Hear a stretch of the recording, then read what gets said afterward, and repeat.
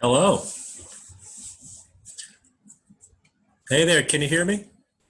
I can hear you now. Yeah. Awesome. Awesome. I love the rainbow there. How are you Uh, doing today? okay. Can't say it was a great day or a bad day, so I'll take it. Abs- Absolutely. Thanks for talking to me about this situation with Governor DeSantis's bill. I'm writing about this for Folio, and it's there's a lot of moving parts to it, kind of complex. So I wanted to make sure that I got all my details correct to kind of explain this to the readers. Um, Sure. in in summary, to start out, how would you describe the nature of this legislation that the governor signed into law, and what that means for the community?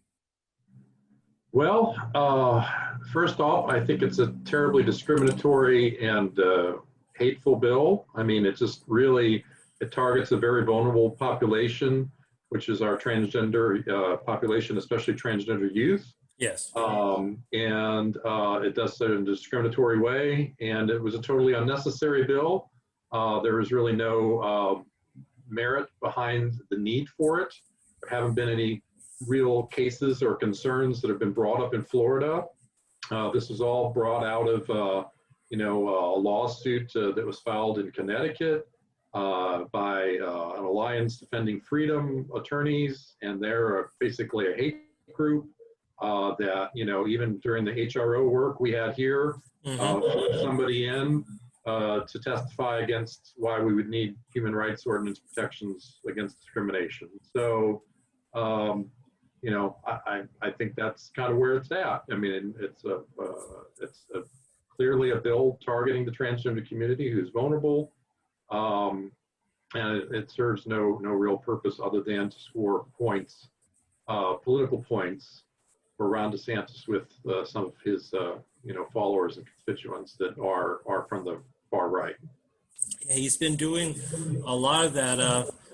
Tell me about the timing of the signing. I mean, the legislation passed a while back, a few days or so before he signed it. So he could have conceivably signed the bill anytime he wanted to, but he chose to do it on the first day of Pride Month, and he chose to do it at Trinity Christian Academy.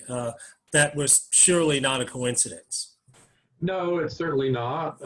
He came here to Jacksonville to do that, and it was the first day of Pride Month. I think believe it was the first, and he chose a school that I think if you go through their website, I think they have policies in place that reject LGBT people.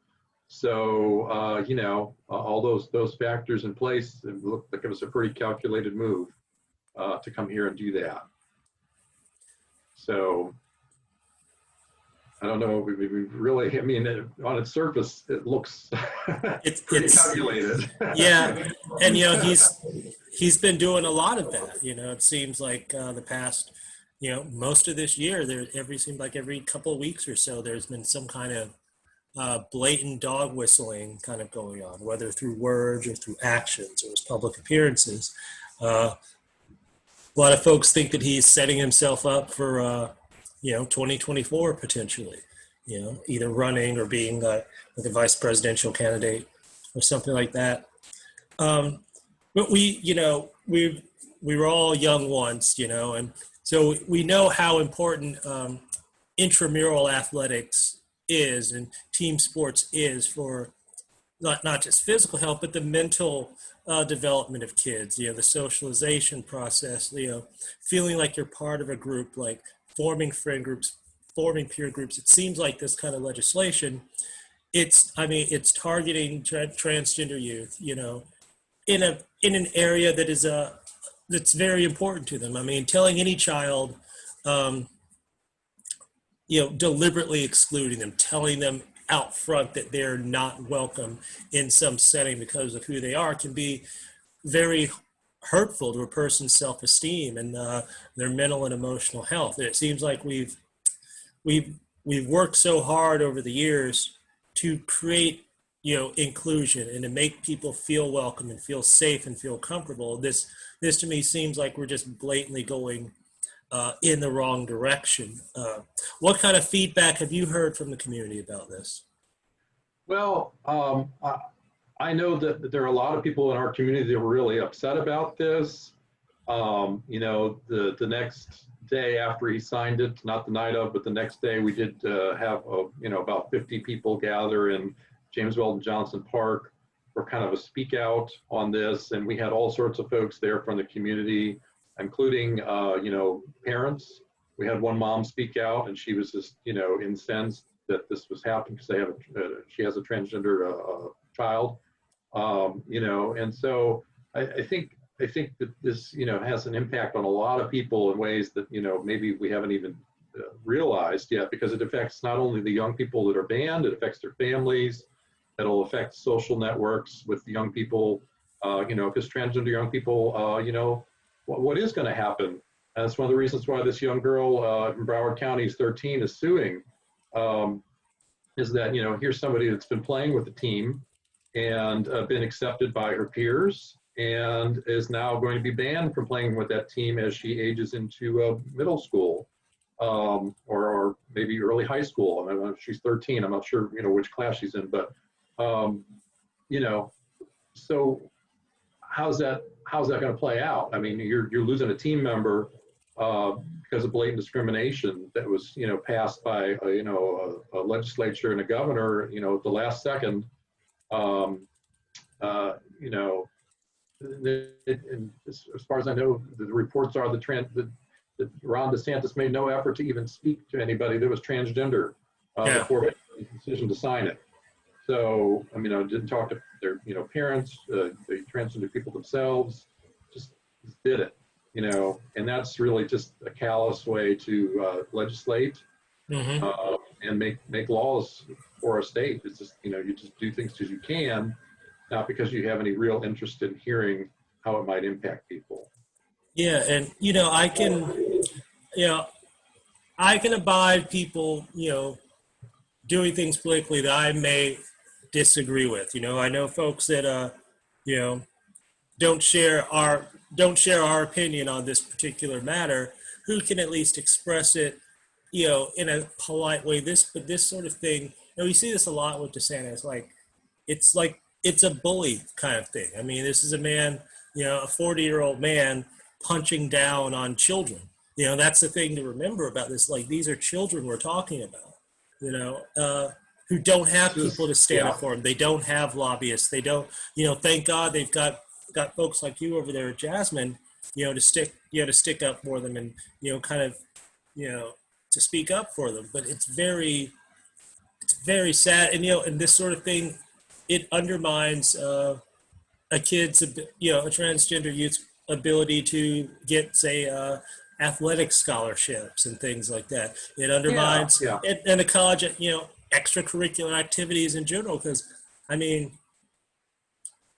you know, and you think about it, like, as far as, you know, trans youth in sports, you know, I mean, it's not just even team sports. It's things like golf. It's things like tennis, you know, like people say that, you know, trans youth might have some type of competitive advantage, you know, but it's like that stuff has nothing to do with like hand-eye coordination or discipline, you know, or like Absolutely. or the mental preparedness that goes into that, you know.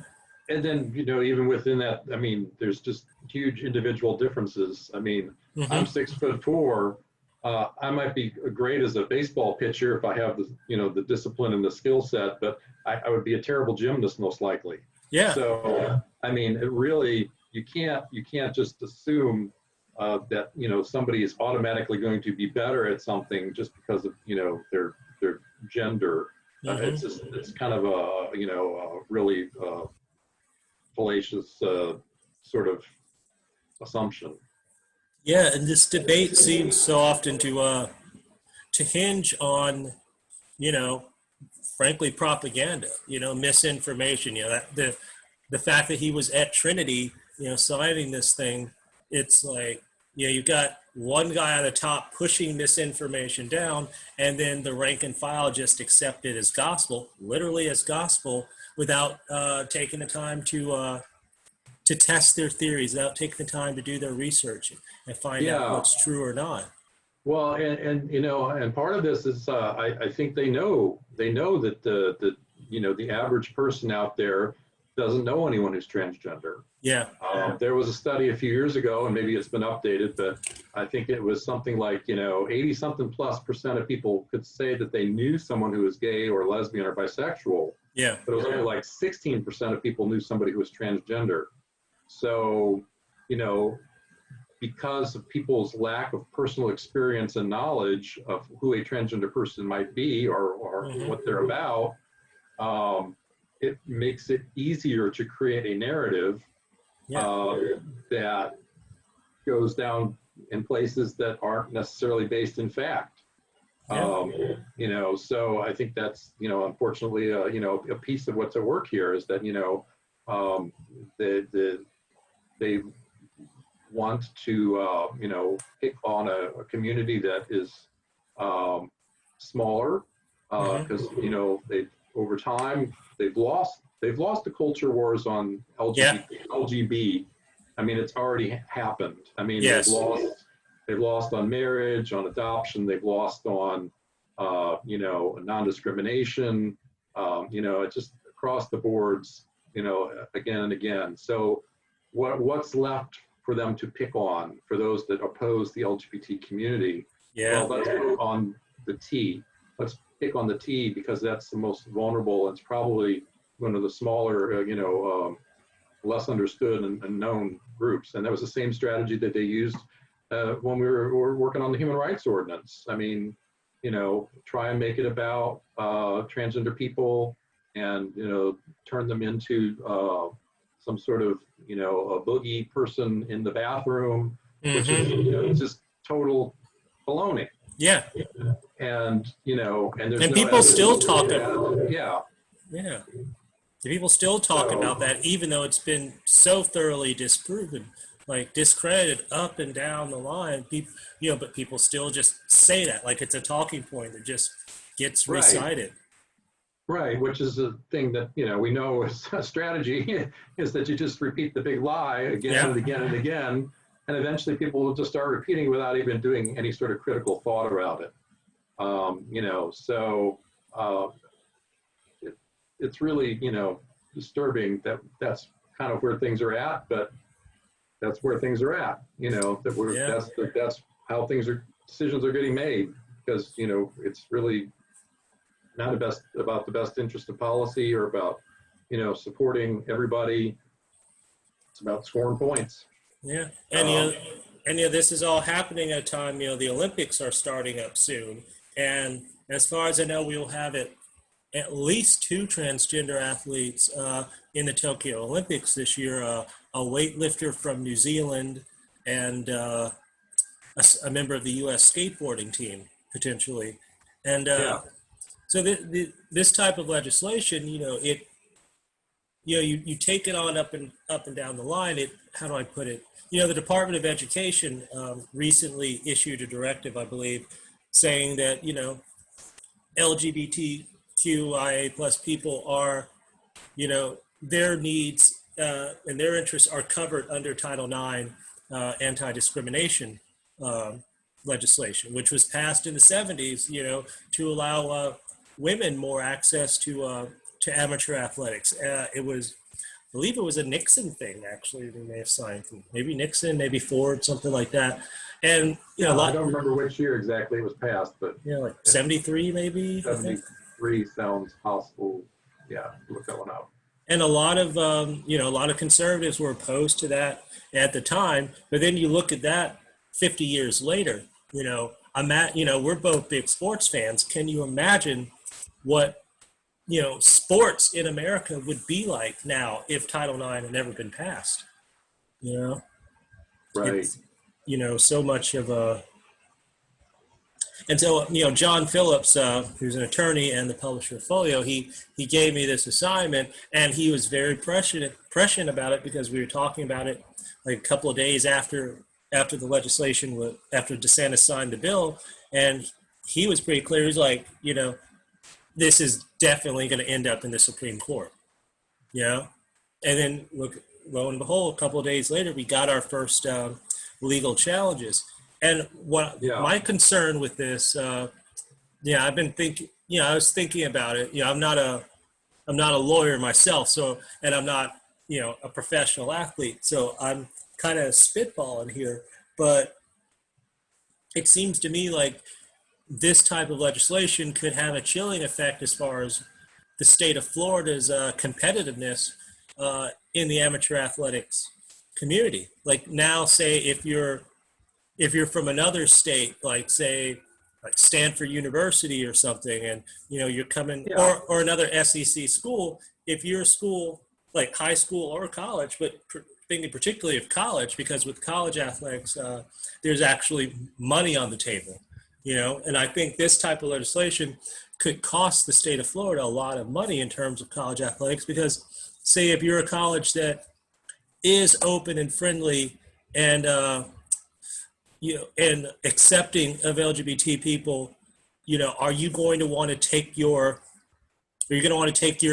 women's basketball team into the state of Florida, where number one, they're saying, like, say you've got a trans woman on your team, are you going to when you take your team there, what happens? Does your trans player, are they not allowed to play? Are they allowed to even sit on the bench? Do you leave that person home? Or do you say, hey, you're not accepting one member of our team and you're not accepting any of us, fuck off, we're not coming to play in Florida. Like we're not gonna have, NCAA NCAA tournament pre-games. We're not going to have like NIT stuff going on. We're not going to, the women's softball scene here in the South is fantastic. We just got done with that season like a few days ago. SEC women's softball is some of my favorite sports to watch right now. You look at soccer, lacrosse, and tennis and swimming and all that. It creates a situation where people aren't going to want to like come down here, and, with this type of legislation, any discussion of ever having the Olympic Games in Florida is gone now, that's like a non-starter. They're not even going to entertain it, potentially things like the Women's World Cup and stuff like that, which is not as big a deal for us, but that sucks for Miami. I know Miami had been trying to open the door to talks about having the Olympics here at some point, in the next 20 years. And of course, they usually book these things out, many years ahead, like 2 or 3, almost like an electoral cycle. They book it, several cycles ahead. And this creates the door for the legal challenges. And I expect there will be more. We've got this. Oh yeah. We've got this young lady challenging now in Broward County, I believe it was. I'm still looking up details on that, and that's in middle school. I would expect people to come forward probably just within a matter of the next few weeks in high school and on the high school and college level. We could be seeing challenges to this on like every age level with amateur athletics. Yeah. And then, I would not doubt that we're going to see more lawsuits. I mean, this is probably just the first of many possible, or maybe some will even join onto this lawsuit. I don't know all the details of how I haven't read the filing or anything, but but you're absolutely right. I mean, I do think this is going to get challenged, in multiple ways, and I think we already kind of know where our courts have been landing. I mean, we just had recently the Gavin Grimm case, which the Supreme Court refused to hear. So basically, again, they affirmed that, transgender persons have the right to use the facilities that match their gender identity. Yeah.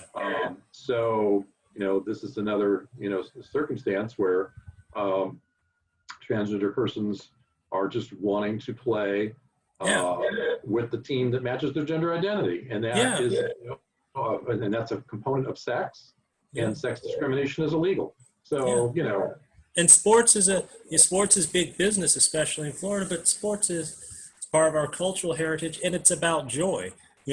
playing sports, watching sports. It's something that we all rely on, especially after a year like last year, something we rely on, to feel good and to like get some happiness and some time with our loved ones and stuff in the midst of all this chaos going on. And so, trans athletes are being denied access to joy, being denied access to happiness and fellowship, which, God knows they've got enough on their minds already. They got enough bullshit to deal with already, without the governor sticking, his finger in their faces and telling them they're not good enough. It's really, yeah, and I'm a Republican, of course, but it offends my sensibilities. There's just a kind of, it's like, it makes me want to wash my hands just thinking about it. It's just, there's a cruelty to it, Yeah.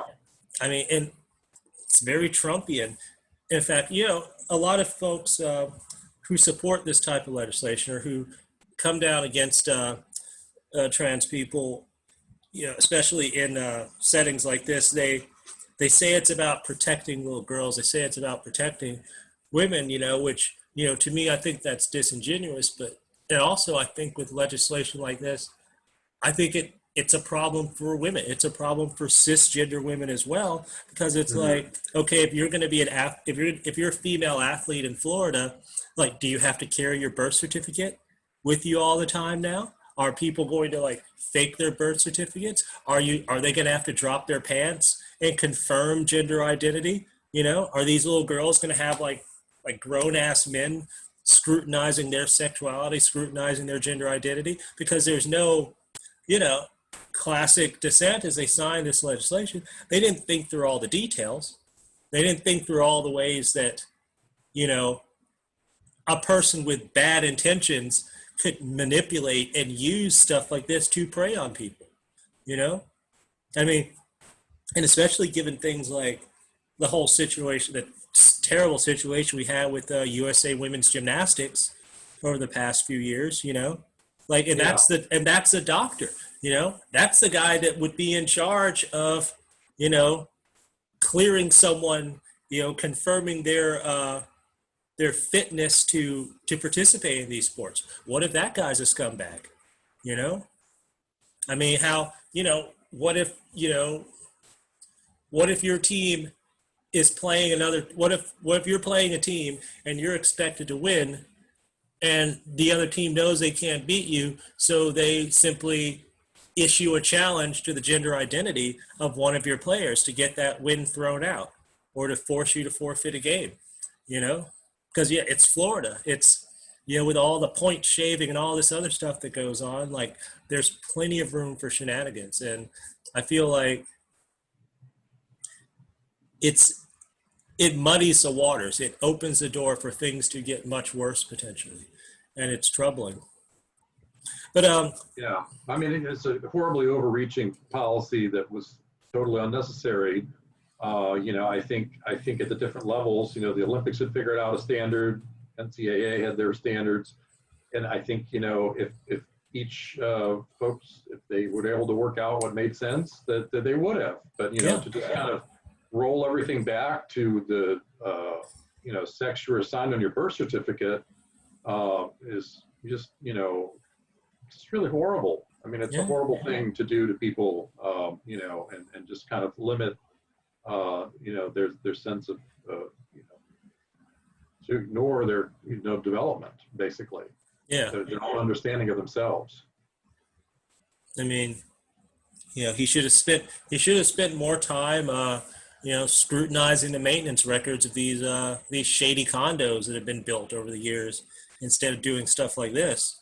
And that's a whole nother story, but my God, that's going to be a fucking scandal soon. Like, once they start putting all the pieces together on all that, all the corners cut on maintenance and, political donations made by some of these companies, like, people have already lost their jobs. Yeah, I've been following that story too, and I'm not really to comment on it, but when you hear that there were like $8 million of outstanding repairs that were, recommended, like, well, why were people still living there if the building was that, Yeah. Yeah. And they were, somebody somebody didn't want to spend the money, but they were still, collecting those fees or, whatever. Yeah, I mean, So, this is the kind of thing you expect of like HUD housing, not high-end luxury condos. yeah. And so it's like if people living in a place like that, if that kind of demographic, a bunch of like Jewish folks and Latino folks and like upper class people in Miami, if they're dying because of shenanigans like this, what does that say for, the rest of us? And, you see how, I mean, Berkman Plaza and all that, we've seen how quickly they build these, some of these developments, when the money's right and they're motivated to build something quickly, they build it super fast. And now this is going to make people start wondering, well, why is it being built so fast? What corners are being cut potentially? Sure. In a lot of cases, once the building gets built and it's filled or whatever, the original builder or whatever, they move on. Yeah. They don't have any interest in any of it anymore. Yeah. They have to build their next project. So, there's not a lot of accountability there. Yeah. Once the thing is sold, now the person who owns it's problem. Yeah, with all the changes and stuff, and all the LLCs and the S corps and stuff, like, you can, even the government will have trouble tracking some of these people down if they need to, But back to the legislation thing, for the readers out there who are kind of a sense of the lay of the land, for the readers who maybe aren't as familiar with the subject, give me a little bit of a breakdown of, say, the trans population of Florida, the trans population of Jacksonville, like how many people are we talking about here, and do you guys have you guys been able to put together good statistics on that segment of the community here? I'm going to throw this out, and I think, that is an elusive number.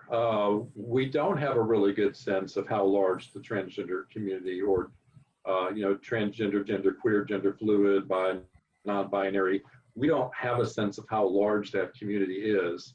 I mean, we've done LGBT surveys, and we know a certain number of people, but those are surveys of self, selection, basically. So it's not necessarily a highly reliable number. The one area where we could get a really reliable number, at least for young people, is through the Youth Risk Behavior Survey, which Duval County does every 2 years, and it's done by the Centers for Disease Control. And one class of all middle schoolers participate in it, and across the entire district. And then also in high school, one class of high school students takes it across the entire district. So it's considered a representative sample of Duval County. But the problem is, that survey, while it asks questions about people self-identify around sexual orientation and asks about same-sex sexual behavior, so you can get an idea between those two, and also ask if people are unsure, between those two things, if you add them together, we're looking at over 20% identify as gay, lesbian, bisexual, or unsure. Problem is that survey doesn't ask about gender identity, and it hasn't. And so the one place where we could get a really clear answer of how big is our transgender population would be from a survey that asks everyone, but they're not asking. Yeah. So again, because we don't ask the question, we don't have good data, and we don't have good data, and it leaves people vulnerable because we have no way to really prove, how big a population, or how small, or how vulnerable, or what their needs are, or how different they are, or what the disparities are. Yeah. We know from national studies that, the transgender population experiences even more, health outcome disparities and risk behaviors than their LGB counterparts. And the LGB community definitely, at least on 60 plus data points in that YRBS survey, had a significant difference than their heterosexual peers, or heterosexually identified, self-identified. So, and that's across all sorts of things, like more likely to be bullied at school, more likely to, had a suicidal ideation, more likely to have a suicide attempt, more likely to use certain drugs. Yeah. Pretty much all the drugs, more likely to have experimented with them. Now, I'm not saying the majorities of LGBT young people have done those things or experienced those things, but those things have happened at a significantly higher rate than those that do not identify as LGBT. Yeah. So, And and again, if we asked about transgender, I can only guess that they would also be significantly different than in terms of their experiences than their non-transgender identified peers. So again, it comes back to this big question about what type of an impact does this discriminatory law have, on a population that we already know is vulnerable, that we already know is,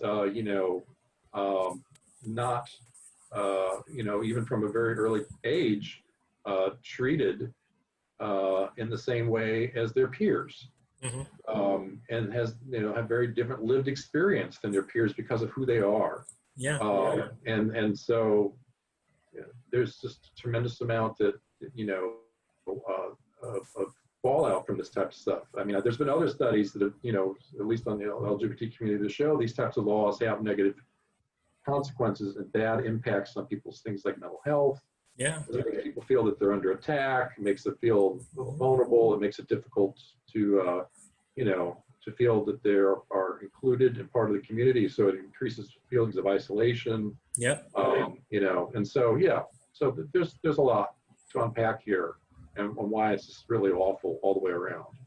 Absolutely. It's like, it's kind of like, it's like with the surveys you were mentioning, it's like cooking the book. They kind of, when you were talking about it, kind of reminded me of the efforts to manipulate census data that we've seen over the last few years. And that was dealing, that kind of dealt with the LGBT community, also dealing with the immigrant community as well. And you mentioned drugs a moment ago, and alcohol and things like that.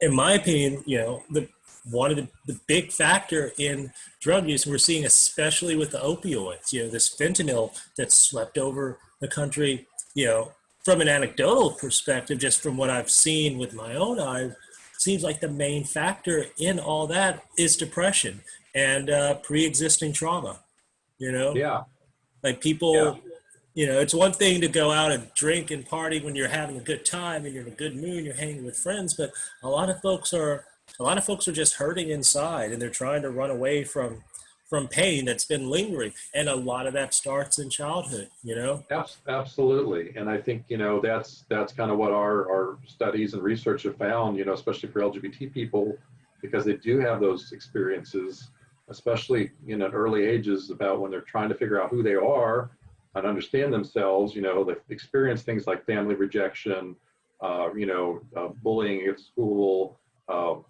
They don't feel supported in usually a lot of faith institutions that they're, brought to. Some people even have, had horrible things happen to them, like people try to force them to change their sexual orientation or gender identity by sending them off to some sort of, quack, conversion therapy. So there's just a lot of, adverse experiences that, people go through on top of, just being aware of things. And again, the opposite is true. There have been studies that find that, when a young person that's LGBT, has a supportive adult in their life, has supportive parents, goes to a school that, has a GSA, that they're accepted, and they go to a church that's accepting, when they have those types of things around them, well, all that stuff just kind of, ends up being, they end up having the same experiences as their heterosexual peers, in terms of like, there's no significant difference. Which, that's kind of the goal. To at least get to that baseline where things are equal. Absolutely. Then I think there's a whole other bunch of work that needs to be done, because we still have way too many people that are still having those types of experiences, regardless of sexual orientation or gender identity. There's other disparities and factors in play, around, race and ethnicity and socioeconomic status and all that sort of stuff that, that need to be addressed to lift everyone up. So, Absolutely. Thank you. I appreciate you taking the time to talk to me about that. A couple more things before we wrap up. Tell me a bit about how Jasmine's been doing, particularly how you guys fared as far as pulling through the pandemic, and now that things are getting back to normal. Like, tell me about like the community that you guys serve, and what people can do, what the readers here can do to help you guys out, whether it's in opposition to this legislation or just helping Jasmine and the city's LGBT community in general. Yeah, you know, it was a challenging year, but I think our Jasmine team, our staff, adjusted pretty quickly to the realities of COVID. So, you know, while we're still kind of in a place where we're not offering a lot of group level activities, most of that's still being held through things like, you know, Zoom and Discord chat servers and things like that. All of our other things that were done at the individual level are still going on. You know, so young people are able to access our access program, which allows, you know, people access to food pantries and showers and washers and dryers and hygiene products, and case managers. And case managers can help them with things like, you know, housing issues, homelessness, referrals and linkages to, you know, mental health and substance abuse providers, HIV linkage. We have our clinic that's still up and running and has been, so people can get, you know, sexual health information as well as testing for, you know, STIs and HIV. And, you know, we still have our cyber center that's now up and working, so people are able to come, you know, use those things in a lot of our groups. So a lot of things are back kind of like to normal in Jasmine, with the exception of some of those big groups. And then our really big activities are like, we didn't do a prom this year, you know, because that's several hundred people in a room. We didn't do that yet, but for the most part, things are back to normal. And we also launched a campaign to improve our campus, which is a really, really exciting thing that's going on. So our Safe Place campaign was just recently launched. And just right off the bat, we were able to announce we'd already raised 1.3 million of a $1.5 million goal for this project, that we're going to try and you know, build out our campus in a way where it connects our first and second buildings. We have a 3-building campus. All of our buildings are over 100 years old or around that. Oh, wow. And so we want to build connectivity between our first and second building, and also create you know, more accessibility, so we'd have elevator connecting the 2 buildings and create more clinic space. And then we'd also be redoing our collective backyard space, because between 3 buildings we're more on a corner. We have a pretty sizable backyard, so we would create some learning space in there, a stage, you know, like a little performance area, theater, you know, hangout areas and some safe spaces where people can just kind of chill out and be. So it's really cool. And there's a lot of information on our website about that, www.jasmyn.org. So that's something we have to look forward to, you know, to start building some of that stuff out in the coming year or 2. And I think, you know, as we continue to get a hold on COVID, some of the things that we've done in the past are going to bring them back. So, you know, to just kind of normalcy. One thing, though, is that working with young people are still, you know, under vaccinated, because, you know, young people weren't prioritized. So I'm still hoping that, you know, for those young people that want to get vaccines, and we have offered them at Jasmine through the Department of Health on occasion, you know, that they have the opportunity to do that, because in the whole, in the long run, that's going to really help everything get back to normal. Yeah, absolutely.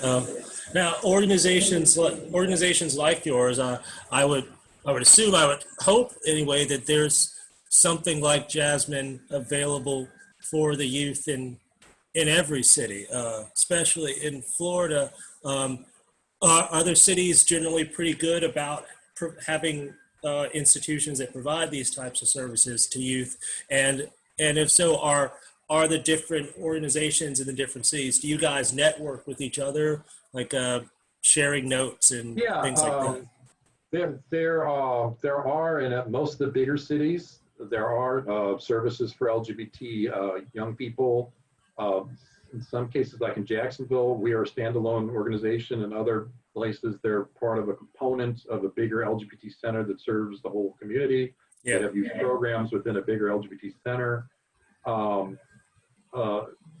most bigger cities, a lot of the smaller places do not. So, they young people still have to figure out ways to connect either through, the internet or through, a road trip or whatever to reach some of these hubs. In terms of sharing resources, there is a organization called Centerlink, and they basically are a member organization, and they contain a lot of the LGBT centers for youth and adults across the country. So it is a place where people can go and get additional resources and information about, how to do certain things, because each organization is kind of unique, and it's grown up in its own place and space and time. Yeah, and has different experiences. So, somebody might say, hey, oh, Jasmine, they have a lot of experience. They've been doing health services for 20 years, 20 plus years. Maybe we would like to talk to them about how they do that. And Centerlink might say, yeah, that's a good fit and connect us. Likewise, we might want to learn about how to do something and seek out another place that's been doing it, for longer or for a while. So it's good that connection exists. Excellent. Do you mind if I put this video up on YouTube, probably like later once the article comes out? I might, the interviews I'm doing on Zoom, they might want to put up the full interview. So, as like supplementary material for the readers. I want to get your permission, make sure that's okay. Yeah, it should be okay. I don't think I said anything that I'm going to regret. No. I always make sure to take the lead on the controversy, So, the heat can always be thrown over towards me. How are the pets doing, your pets? Well, I don't have any indoor pets at this point. So I've only got some cats that visit me on occasion that are outdoor cats. And I haven't seen either of them in about 3 or 4 days.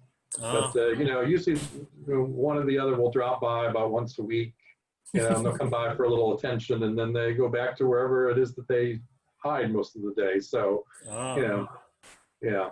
Very nice. Well, thank you so much for taking the time to talk to me. I'm going to go and go listen to some jazz music now, I think, probably over at Buckner's Beer Hall. So thank you very much, and happy Independence Day to you. This weekend. You too. Enjoy the extra day of freedom to. Yes. It's supposedly not work. Yeah, it's all about freedom. I'll be working that day. And and even more important than that, happy Bobby Bonilla Day. Oh yes. He still has how many years left on that contract? 14 years. Yeah. Till 2035. The most incredible deal in baseball. So God bless him. I hope he's. If only other employers, did that for their folks. I mean, that's what a good union will do for you. Yeah. All right. Well, thank you very much, sir. All right, Sheldon, it's always good chatting with you. Hopefully, I see you again in person.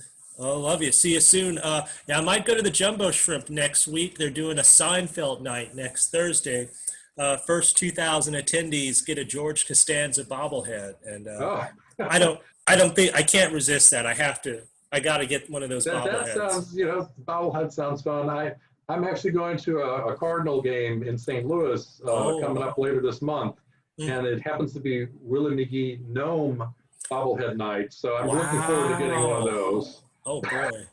Hey, what's up with this? I'm just getting up to speed on Mr. Ohtani. He's been doing some crazy stuff, Yeah, he's leading the league in home runs. Now, his last pitching outing wasn't so hot. He gave up like 7 runs and only made 2 outs. But yeah, he's doing something pretty amazing that we haven't seen in baseball in quite some time.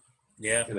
I guess there's, historically we've had, players that have pitched and hit, but pitchers are normally not known for hitting. Not really since the advent of the designated hitter. I mean, really, since 1973, usually in any place where they've had the ability to have a hitter hit for their pitcher, they have. So is he a position player normally, or is pitching his regular gig? Typically, he does both. He's a starting pitcher, and typically he DHs. So on games when he's not pitching, he is serving as their designated hitter. Oh, wow. And in games when he's pitching, they forego the DH and they let him just hit as a P, even though it's an American League team. That's pretty cool. Yeah. All right. Yeah. Well, thank you very much. Keep me informed. We'll be touching base soon. Enjoy.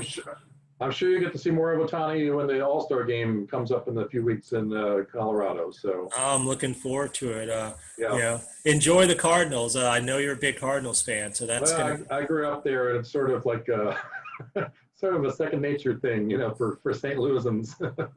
I'm sure it will do your heart good being in that ballpark. Yeah.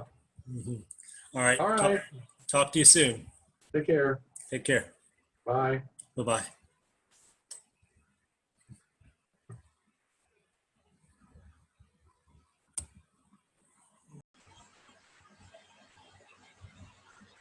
Hey, Shelton, sorry, I was out. Now I'm back.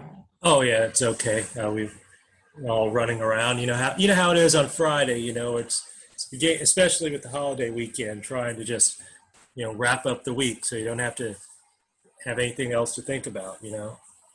But thanks for joining me. And I'm recording this just for my own use. And when the article comes out, like I was telling Dan, we might want to put up the full Zoom chat here, as a link, so that the readers have extra bonus content and all that. It's all about engagement and stuff.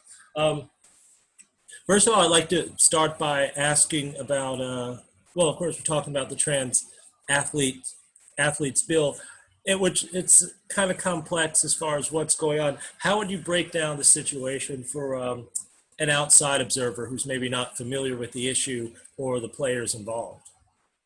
Well, I would say this, that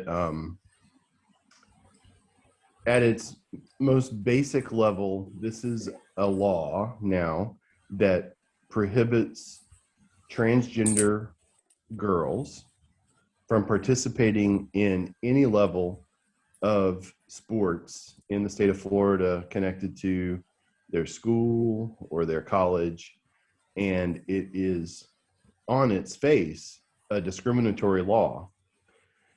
What it really does, and it's so insidious, it only bans trans girls from participating in sports. It doesn't ban any other group, including trans boys, from participating in sports. Right.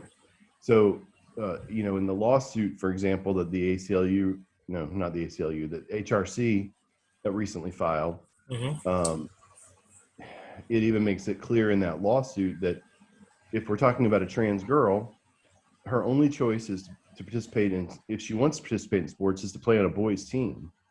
And it says in the lawsuit clearly that if a trans boy is impacted, that young man can participate in either boys or girls sports. So it's discriminatory on its face. Yeah. And so that's why the lawsuit was filed by the parents of the young girl in Broward County. Yeah. And here's what they're asking for in that lawsuit, because I think it's going to be probably, I suspect there will be other lawsuits, but but they'll all follow what I suspect to be a basic analysis, a constitutional analysis based on the 14th Amendment, and then a federal statutory analysis based on Title IX, yes, which is the act of Congress that prohibits discrimination on the basis of sex in any educational program, including sports. Now, and we were, John Phillips, an attorney, who runs Folio, he assigned this article to me because we were talking about this right after specifically when the Department of Education put out a directive saying that the LGBT community, their interests were covered under Title IX, and he immediately said, well, yeah, that sets up a court challenge, and he thinks it could go all the way up to the Supreme Court potentially. So with the situation like this, how do I put it? What's the legal process like of making a challenge to this? it's already a established law, signed in by the governor. The young woman who's doing this challenge now, and those that will come. I expect, because the current challenger is, I believe, 13 or something like that, and That's right. so that falls under the rubric of middle school. I would expect probably within just a matter of weeks for similar challenges to happen with folks on the high school and particularly the college level. I think on the college university level is where the real action could happen potentially. I think it's possible. I think there'll be action all over, all over. But what I expect from the the high school or maybe going into the collegiate level, I expect we'll see the NCAA get involved. Yeah. Whether I don't think they need to bring a lawsuit to get involved, but they can do to Florida what they did to North Carolina a few years ago when North Carolina passed what was then called HB2, which was a bill, and it got shortened to the bathroom bill. Yeah. That prohibited transgender people, of all ages, from using the bathroom, the correct bathroom. Mm-hmm. And after they did that, the NCAA moved to remove some events from North Carolina. And I would expect the same thing would happen here, to help send the message that sports are for everyone, including trans folks. That's right. Now, the interesting thing is that the state of California has already banned travel to Florida by state workers. So there can be no official state travel to Florida already. Because of this? Just by virtue of Ron DeSantis signing this bill into law. So that's something that the state of California has come out with. And it's not just Florida. They included Georgia and Tennessee and maybe a few states that also passed in this legislative session a similar bill. And so that's one state weighing in. The courts are going to have an opportunity to weigh in, and hopefully public pressure will begin to build, and hopefully, which would cause the legislature perhaps in the next session to undo what they've done. Yeah, and it's an interesting situation. This Olympic season, the 2021 Tokyo Games, I could be wrong, but as far as I know, this will be the first Olympic Games that will officially have trans athletes as part of the Olympic Village. There's a trans woman who is competing as a weightlifter out of New Zealand, and I believe there's another trans woman who is a member of the United States skateboarding team, which also, first Olympic Games for skateboarding, which is going to be great for the Olympics brand, actually. Mm-hmm. Now, a lot of, as with the bathroom bill, you mentioned a lot of this type of legislation, the sentiment behind it, I find is built around falsehoods and propaganda and misinformation kind of pushed out about, the trans community. And we're on the same page about this politically, but for the readers, could you kind of break down how the conservatives make the case for legislation like this, and some of the gaps in their rhetoric, like where the misinformation really takes hold? Well, it's complicated, and I'm not a doctor or an endocrinologist, but here's my sort of layman's lawyer understanding of this from litigating these kinds of cases. The conservative argument has been that that this is unfair to other girls who aren't trans girls, in that they believe, or at least are willing to say they believe, that it gives these trans women an unfair advantage in the arena of sports, that because of by virtue of having maybe gone through a male puberty, that they have more musculature or stronger, or whatever. What's interesting to me in that, and here's where the hole is, just staying with the case just briefly of the teenager in Broward County. This is a young woman who has been on puberty blockers since the age of 11. She will never experience a male puberty. Right. and at the same time, as I understand from the court filing, she also began estrogen therapy so that she would have a puberty that is more in line with her gender identity. So whoever found this plaintiff found the perfect plaintiff, because this is a young woman who's being impacted by something that will never manifest in the conservative mind. Now, what's also interesting to me, and you mentioned the weightlifter, I think out of New Zealand. Yes. That woman, while she did transition much later in life than the young woman in Florida, I think she's not number one in the world in her category. She's right. So there are other women who have, who have beaten her since the time of her transition.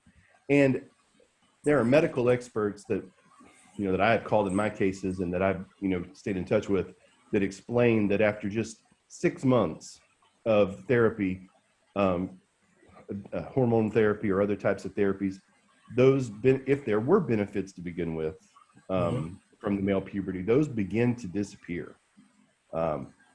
Now, everyone is, every person is different. It's a strange concept to say that, that as a cisgender man, first I'd have to do a lot of things in order to compete as a woman. Yes. A lot of things that I'm not willing to do. Sure. Obviously. But even as I am a cisgender man, if I were to step onto the tennis court with Venus or Serena Williams, yes, I think they would have no trouble beating me.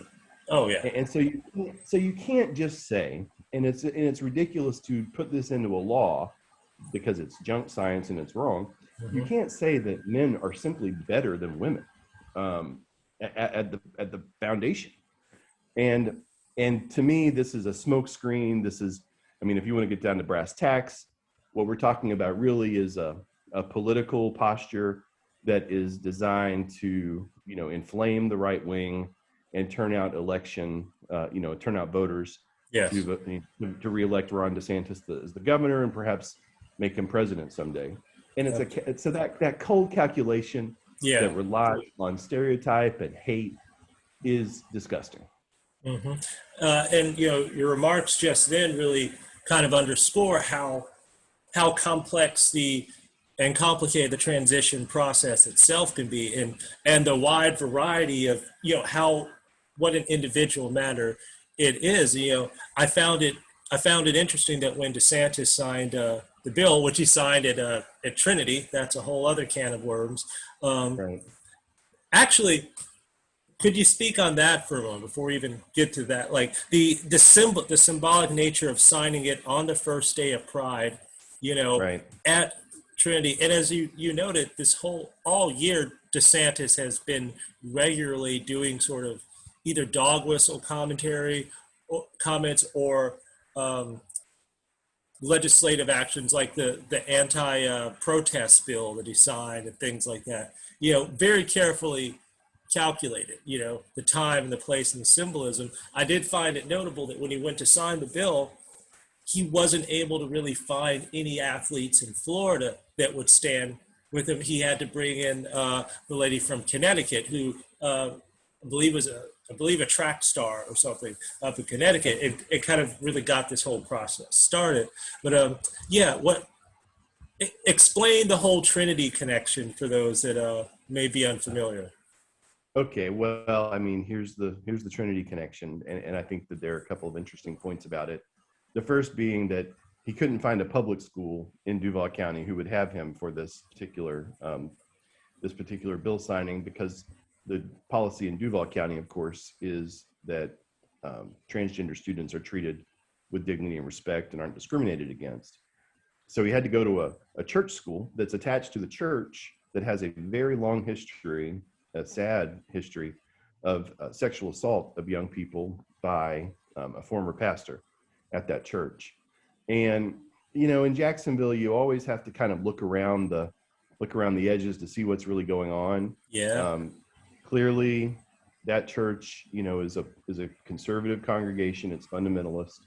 I believe, and you have to fact check me on this, and I'll do my own research, but I'm almost positive that the pastor of Trinity today is the brother-in-law of Daniel Davis, who's the CEO of the chamber, and mayoral candidate, I believe. A putative mayoral candidate at this point, at least, as he raises millions of dollars for that.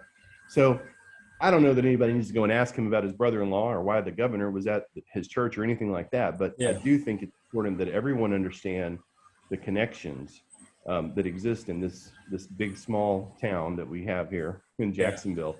And so having him go do that, and you're exactly right, he was not able to find an impacted athlete in Florida. He had to bring someone down from Connecticut.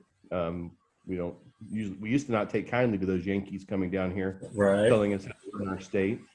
I read this somewhere, and I would have to find where I read it, but I've read that maybe only 11 students in Florida were identified who who were known to be trans and competing in sports. So that's an infinitesimal. I can't say that word. Infinitesimal. Infinitesimal. Yes. Infinitesimal. Missed a syllable. An infinitesimal number of students. So this was obviously a law in solving a problem that maybe certainly didn't exist in Florida, and not in Jacksonville. Absolutely. Tim Gilmore wrote a very interesting book about Bob Gray and the whole Trinity scene. I find it also notable, not only could he not find local athletes, couldn't find a public school to go to, but also I don't think there are any local politicians there. You notice, Curry tends to stay away when DeSantis is in town doing stuff like that, which I find interesting. And let me ask you, I've known you for a long time, and, I know your background, you've fought passionately for the LGBT community in this city for a long time. You had a lot to do with making the HRO happen. So when DeSantis comes here on the first day of Pride, chooses to come to Jacksonville and do that, is that something you would take personal offense to? Absolutely. I was personally offended that he would come here and do this. It was suggested to me by a Republican friend that he might not have known, and I kind of pushed back on that because he is the governor of the third largest state in the country. If he doesn't know, and no one on his staff knew, that's what I find. I find that very hard to believe, and therefore I was offended that he would come here and do that. I was frankly also offended by what he did on the second day of Pride, whenever he vetoed some funding for mental health services for Pulse survivors.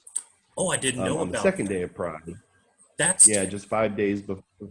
I think it's 5 or just a couple of weeks before the 5-year anniversary of the massacre. And that's something that would have had bipartisan support. Oh, certainly. I mean, nothing got it. I tell you, nothing got in the state budget without bipartisan support this year. It's a Republican legislature. Exactly. Well, and he's shown his disdain. I mean, this doesn't have to be about him, but he's shown his disdain, even for his Republican colleagues in the legislature by saying that they were somehow soft on crime by passing a juvenile justice reform unanimously. So just the broader point with all that is that it is connected, I think, to his political aspirations and to keeping the Trump base riled up and in his corner. And I spend more time on social media than I probably should, looking at comments to stories and sort of seeing what is going on in the fever swamp of the MAGA right. And they love it. They eat this stuff up. They go out of their way to make sure that they use the wrong pronouns for the young student in Broward County, and to talk about mental illness and the child abuse, by the parents and all of these horrible things that no one should say about any child. That's right. But it fuels their fire.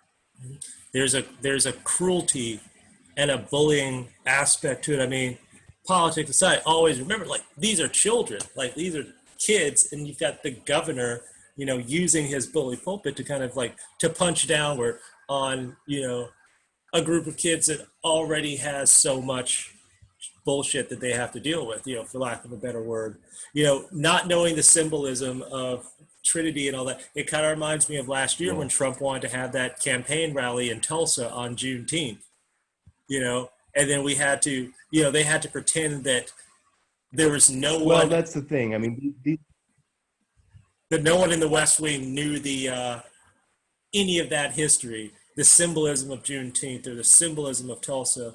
Like, you don't schedule a visit by the president, you know what I mean? And it's a similar thing here. And the certainly way, not that president, unless he was coming to Tulsa to honor the dead of Black Wall Street in Tulsa yeah, on Juneteenth. And now by the way, that's a federal holiday, so you Yeah. can't pretend like you didn't know about it. Yeah. And these guys, Shelton, they put the bully in bully pulpit. Yes. They are bullies. They're petulant.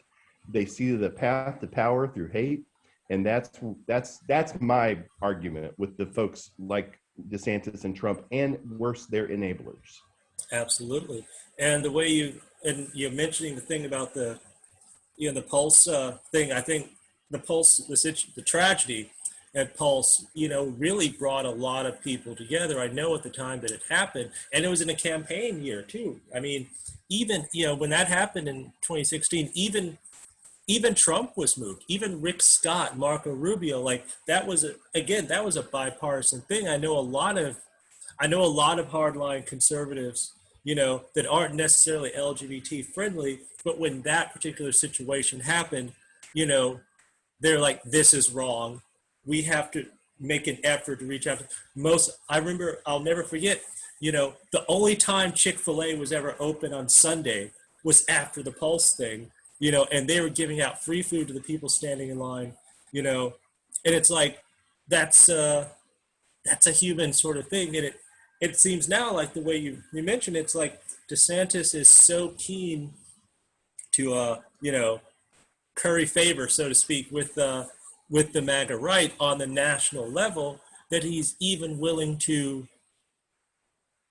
run himself afoul of statewide Republicans, Right. It's pretty clear to me, what the plan is and what the pathway that, that he perceives is. And that's the way it is. Now, I will say, in my cynicism, some of those conservative crocodile tears in 2016, they took the opportunity to point out that the shooter was a Muslim. Yeah, that's true. And that he can't, that if he did target gays, they don't, they make it conditional. If he did target gays, it's because, look how awful this, this religion is.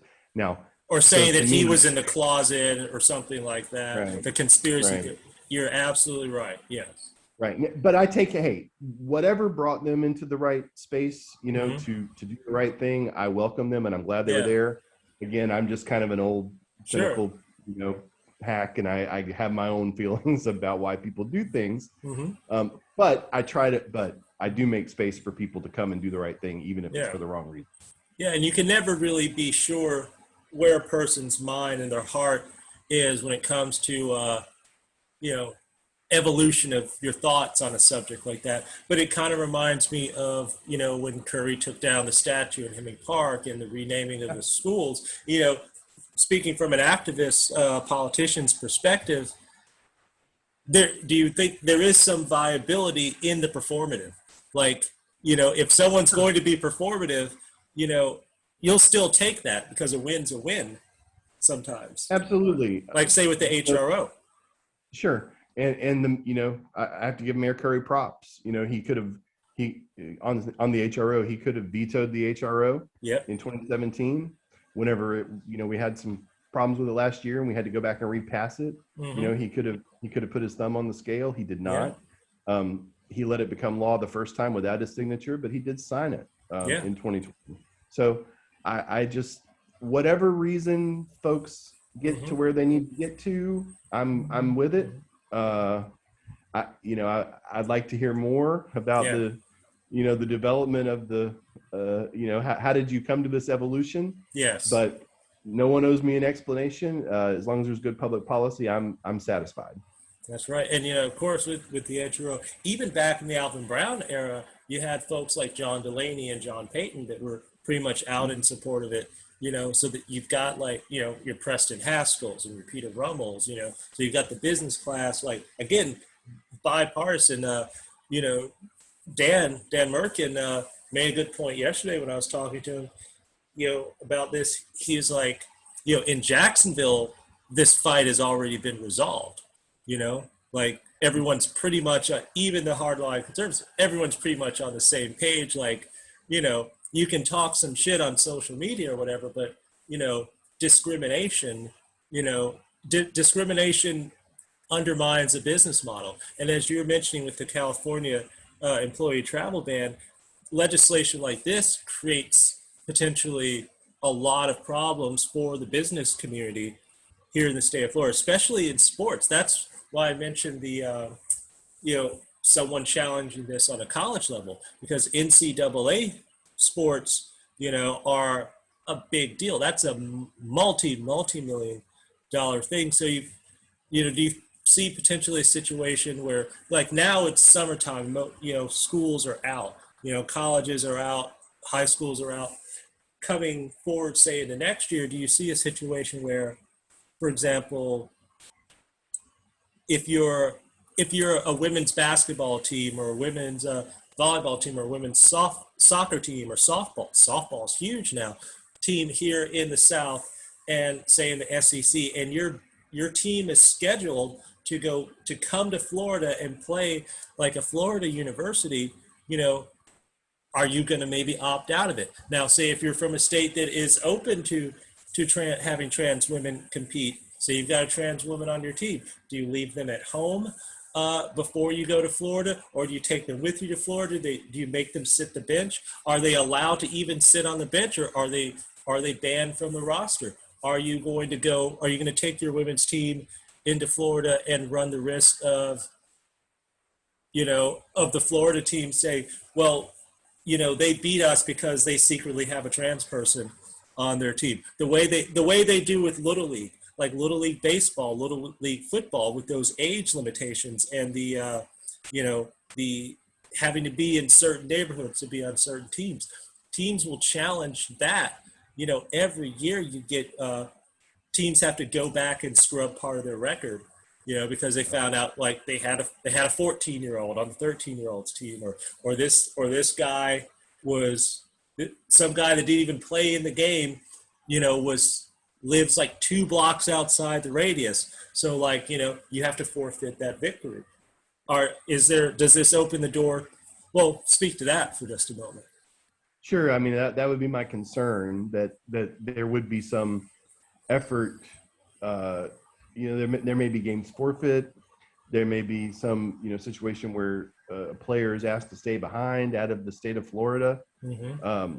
And that's, I mean, what kind of team is that whenever you sacrifice one of your teammates? And no one should have to make that choice. No team should be in a position to say, well, if we go to Florida and we take Jane, we might as well not even go because we're not going to come back with a victory. Yeah. What I really wonder is if what will have to happen is if Florida teams will have to travel out of state to play other teams, so that there are no home games for, in NCAA sanctioned events. Now this is premature. It hasn't happened yet, but I think that's the reality. I mean, the Florida State, they were just in the, very close to being in the for softball. I don't follow the sports as much as I should, but I do know that FSU almost won the title. Mm-hmm.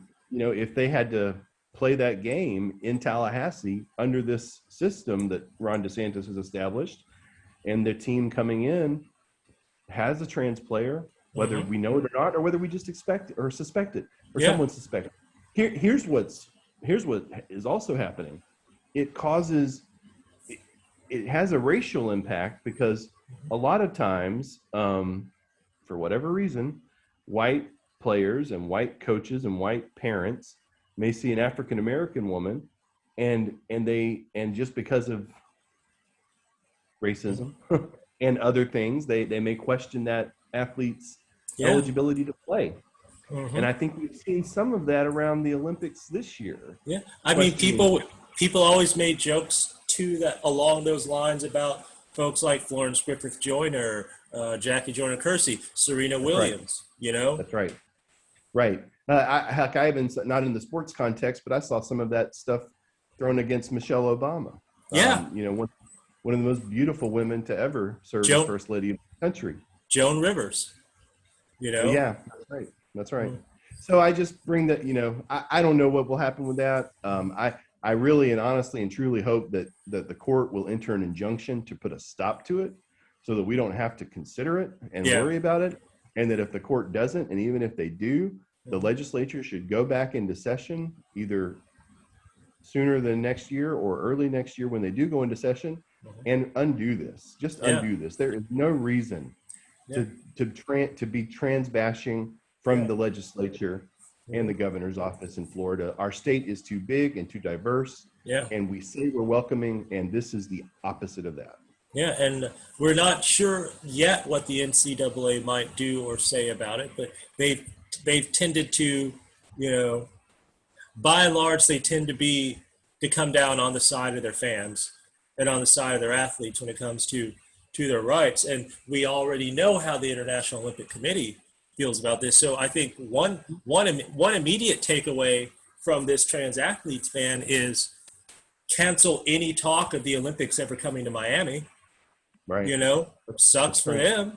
You look at NCAA trials. We just got done having the Olympic trials. I mean, we can't. Olympic gymnast trials, particularly track and field, given how strong the track and field scene is here in Florida, having, Olympic trials. Now, of course, they had the track trials in Eugene, Oregon this time around because the whole Nike connection, that makes perfect sense. But, a city like Orlando, Orlando or Tampa would be perfect for something like that, and I think that the business community there, might kind of not really be happy about the governor coming along and making decisions without consulting them that takes money out of their pocket and undermines some of their plans for long-term growth.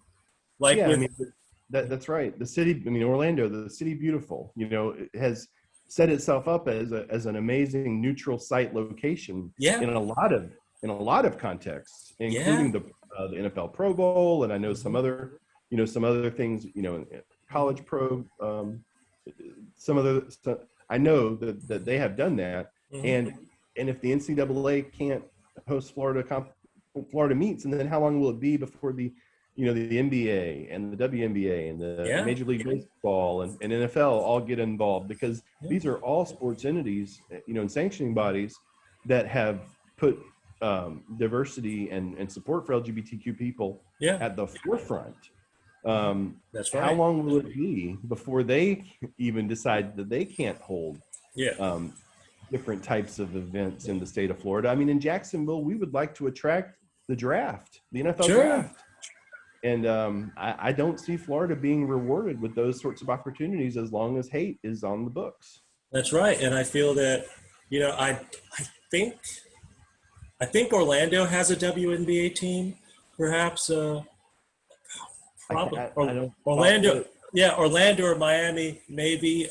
And Orlando or Tampa may have a women's professional soccer team, and, WNBA functions with the, partnership and cooperation of the NBA, and, they are, they're pretty much on the right side of things politically, you could say. So if trans athletes aren't allowed to play, and there are no trans WNBA athletes so far as anyone knows, but I know that as far as we know, but it's almost certain that sometime in the next 5 years or so, there will be a trans woman playing in the WNBA, and when they come out, the WNBA will almost certainly say, okay, that's cool. It won't be a controversy at all. A trans woman playing women's soccer, if the Women's World Cup team has a trans woman on the team, the FIFA is not going to have a problem with that, Right.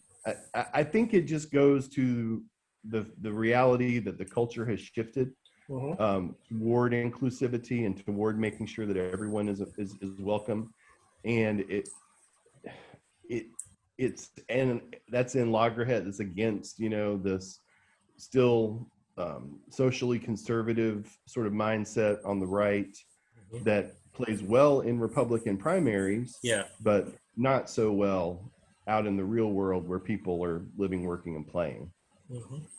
And when But it's odd that he does this. I mean, I understand doing this, this sort of dog whistling to excite the hard right and whatnot, but nothing about this really serves to help him for his reelection campaign.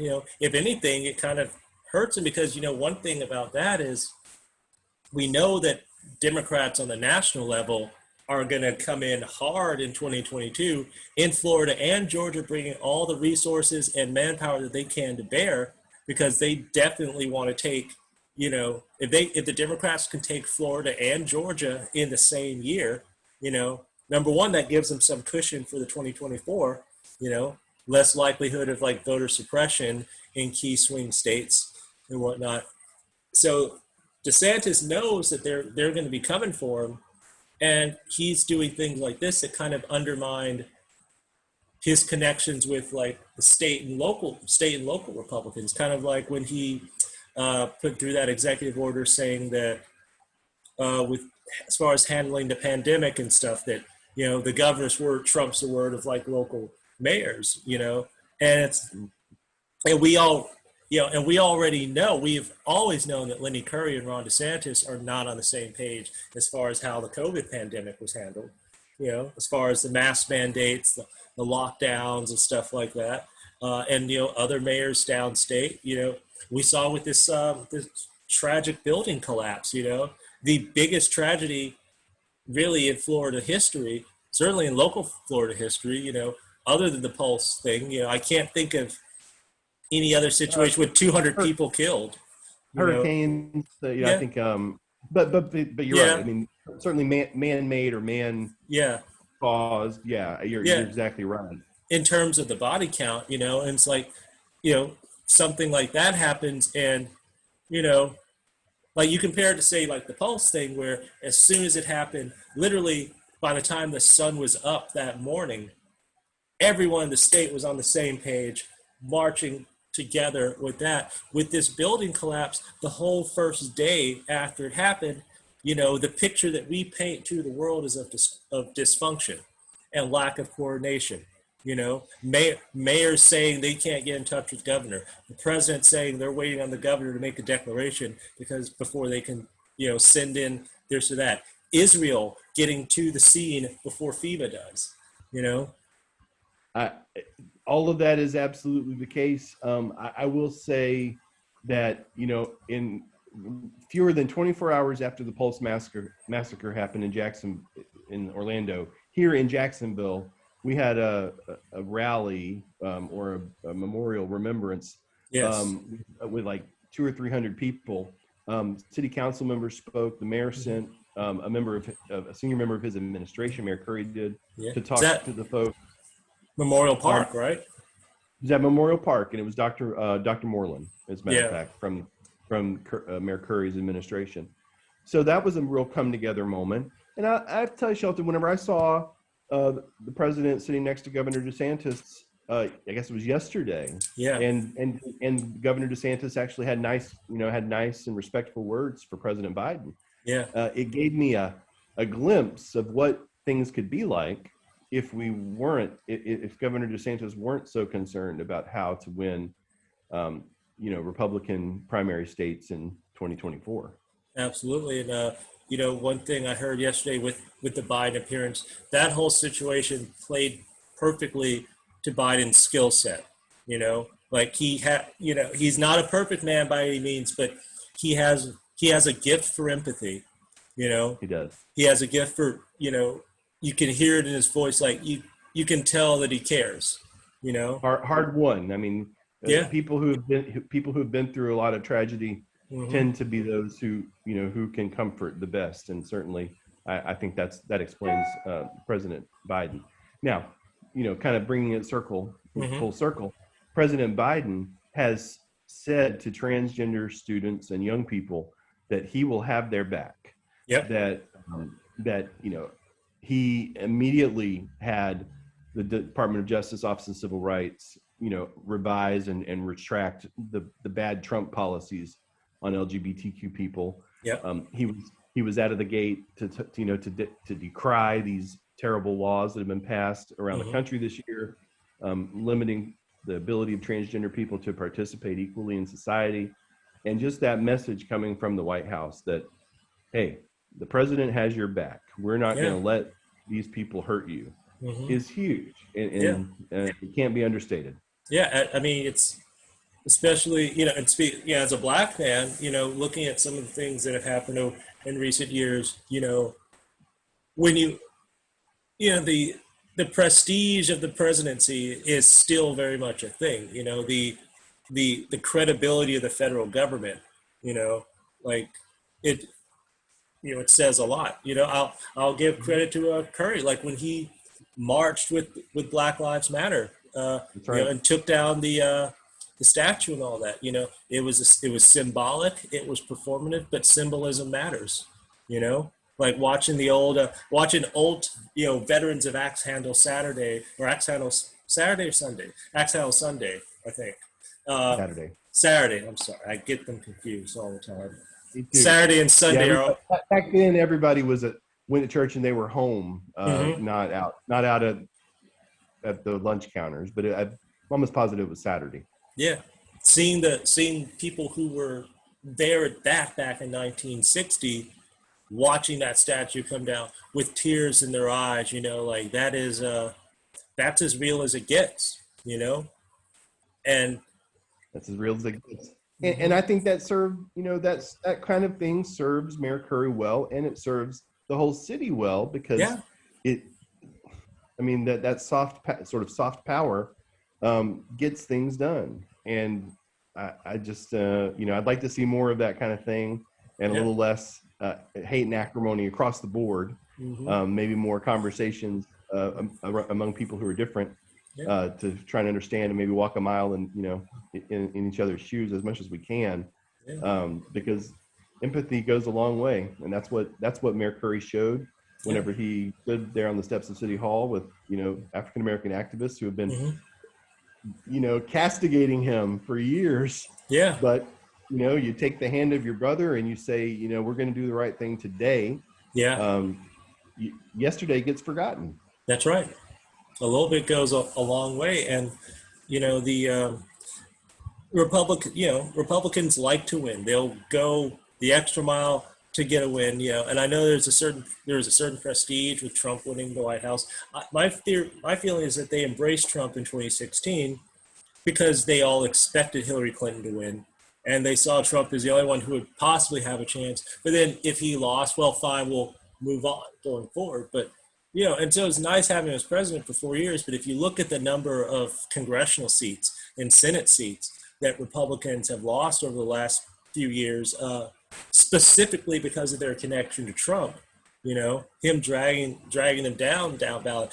Florida. I'm glad Florida's gone blue, and it's been going blue, but that probably doesn't happen if Trump isn't president, or at least not that fast. So now looking ahead to someone like Gillum, someone like DeSantis, the way I like to explain it to people is like he's kind of, from a political standpoint, he's kind of getting to be like a Joe Pesci character in a Martin Scorsese movie, like the Joe Pesci character in every Martin Scorsese movie. Eventually, the crew has to do something about him. He becomes a liability, like the idea of like Democrats taking control of Florida and Georgia and maybe even Texas in 2018, they came very close, within, it took shenanigans practically to stop them from taking Florida, Georgia, and Texas in the same year. And, coming back ahead to 2022, one of those three states is definitely going down. I think Stacey Abrams can definitely take out Brian Kemp in Georgia, but they could easily potentially get two of those states, or maybe even three, and if you're looking at it from Curry's perspective, best thing that could happen for Curry would be someone beating DeSantis in 2022 and then leaving the door open for him to go after it in 2026. Well, if DeSantis were, and this is all, we're putting our Sure. getting our crystal balls out. Yeah. But if DeSantis is wounded or even defeated in 22, going into 24, people like John Kasich and Nikki Haley will make short work of Ron DeSantis, and that's the fear that he has. That's the fear that has to motivate him to do things like sign the trans athlete ban, to criminalize peaceful protest, to do the things that he has spent this year, or to take away the voting rights, to re-disenfranchise the felons last year. There are so many things like that if he doesn't thread the needle carefully on those things, he will find himself looking like a relic, like a Strom Thurmond type figure in a Republican Party that has no use for that kind of stuff. And that makes me think of, even locally, you were saying a minute ago, and I don't want to keep you forever, but you were saying a minute ago that the party had largely moved on, that the sensible sort of Chamber of Commerce type Republicans, are a certain place where they are, and that people have evolved. I think there's still one politician active in Jacksonville who has not gotten that memo, and that's Clay Yarborough. And I think about that, and I always go back to whenever surprising longevity from that guy. I know, and it just sticks me because I remember whenever Dr. Parvez Ahmed was up for the appointment to the Human Rights Commission, that Clay, or I should say Representative Yarborough, soon to be Senator Yarborough, if we're not careful, actually said that he thought that gays and Muslims should not be allowed to hold public office. Yeah. And he's never walked that back. So I just wonder if that's who DeSantis, is trying to be in bed with, or what. But I don't think it comes from any sense of personal morality. I don't think and of course I've never met Ron DeSantis. His wife was a friend of mine, Casey, worked for Channel 4. I always got along well with her and whatnot. I mean, and I don't know their hearts or their minds, but I don't for one second imagine either of them to be actually emotionally invested in any of this. I think this is all just cynical politicking. I think he's trying to kind of kiss up to Trump, kind of, set himself up not to run for president, but set himself up to be the next Mike Pence if Trump chooses to run again. Oh, that's a big point. Which is that's right. Because Trump and Biden are the same age. Trump versus Biden too. I mean, that is very much a thing that could happen. And from Trump's perspective, I'll give credit to Trump. If you're Donald Trump, you definitely want a guy like Ron DeSantis around. Like that's the perfect guy for that kind of operation. Oh yeah, he I sense that Governor DeSantis will do things that even Mike Pence wouldn't do. Yeah. Had it been Mike Pence, had it been Ron DeSantis as vice president sitting in the Capitol on January 6th, Trump might still be president. Yeah, Trump might still be president, and many of us might be in jail. So I am very, who knows the future? It's an interesting, I feel like we're sitting at European Street having a beer. Yeah. That's the feel of this because we've done that many times. It just feels like that's, like we're talking about what could happen. I mean, we've called a few things right, in the past. We know our stuff, and and as with the this athletes ban and all that, like at the end of the day, this is Florida. Florida, like you can always expect the unexpected in Florida. There's there's always a little angle. There's always a little twist. There's always like with every story, every little political development, it's like when you're eating food and you're like, what is that? There's this, that's the Florida. Something's there. Yeah. Something's there. Yeah. That taste you can't quite identify. That is Florida right there. Right. The little shenanigans. All right, we'll go ahead and wrap it up real quick, but give me a quick message for the kids out there now, for the trans youth athletes, the ones who are known or the ones who are thinking about it, the ones who are still wrestling with these concepts in their mind, haven't come out yet, who, are quite rightfully feeling bullied and feeling potentially threatened by all this.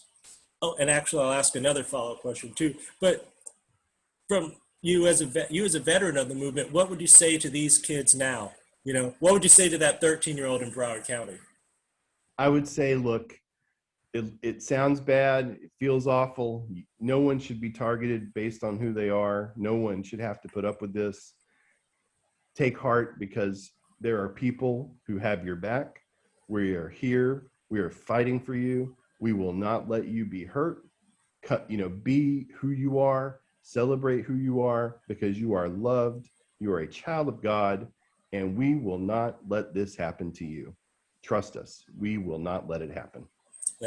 That's right. And one last question before we go. This legislation like this is sort of designed, or it's postured as if it's designed to protect cisgender girls from predation and things like that. But I kind of, and I'm not sure how exactly to explain it, but this type of legislation seems to me like it kind of creates potential problems for cisgender women athletes as well, because are they the question of proving, are they going to have to carry their birth certificate everywhere they go? Are they going to be, say the whole banning trans women from bathrooms, like the bathroom bill in North Carolina? Like, how do you enforce that? Like, who actually decides to, Well, right. So here's really why it's insidious. It's insidious because there isn't a way to tell. When you look at a young person, you can't tell with your eyes. Yeah. What that person's gender identity is. You can hear it with your ears, but you can't tell it with your eyes. And by that, I mean, based on what they tell you. Sure. That's how you hear it with your ears. But birth certificates for trans people get reissued. The old birth certificate gets ripped up and tossed aside. So unless you're going to perform a physical examination, and that is where I think it's going. I feel that's the end game. To me, that is what I mean. And here's the problem. Well-meaning people, right, who have a heart for trans athletes, trans students, trans kids, will say, hey, I'm with you, but I have a 12-year-old daughter, and she plays soccer, and I don't want some coach or some principal or some governor lifting her skirt at school to tell if she's allowed to play sports or not. So sorry guys, I'm gonna have to walk away from you on this. And I think that may be the design. That may be what it's about, to inflame other parents of cisgender children and turn them against the trans children and their parents. And if that's what this is, then that's just sick, and that is absolutely, that would be disappointing to me. It's and hopefully it doesn't get there. And I think we all agree that this, one way or another, this legislation is not going to stand. It's against the Constitution of the United States, of the state of Florida. It's against federal law related to education. It's against the stated policies of the NCAA and other sanctioning bodies. It is against common sense, and it is against any decency. So there is no future for this law. It's just a question of when and how. Absolutely. Well, thank you very much, Jimmy. I appreciate it. Love you, man. The article will be out in mid-July, and we'll probably send a photographer around and get a couple of shots of you sometime next week. Okay. All right, Shelton. Let you know. All my love to to you, and thank you, man. I appreciate you following this story. Absolutely, man. And happy Independence Day. Hey, that's what it's all about. That's right. Take it All right, easy. man. You too. Bye-bye. Bye-bye.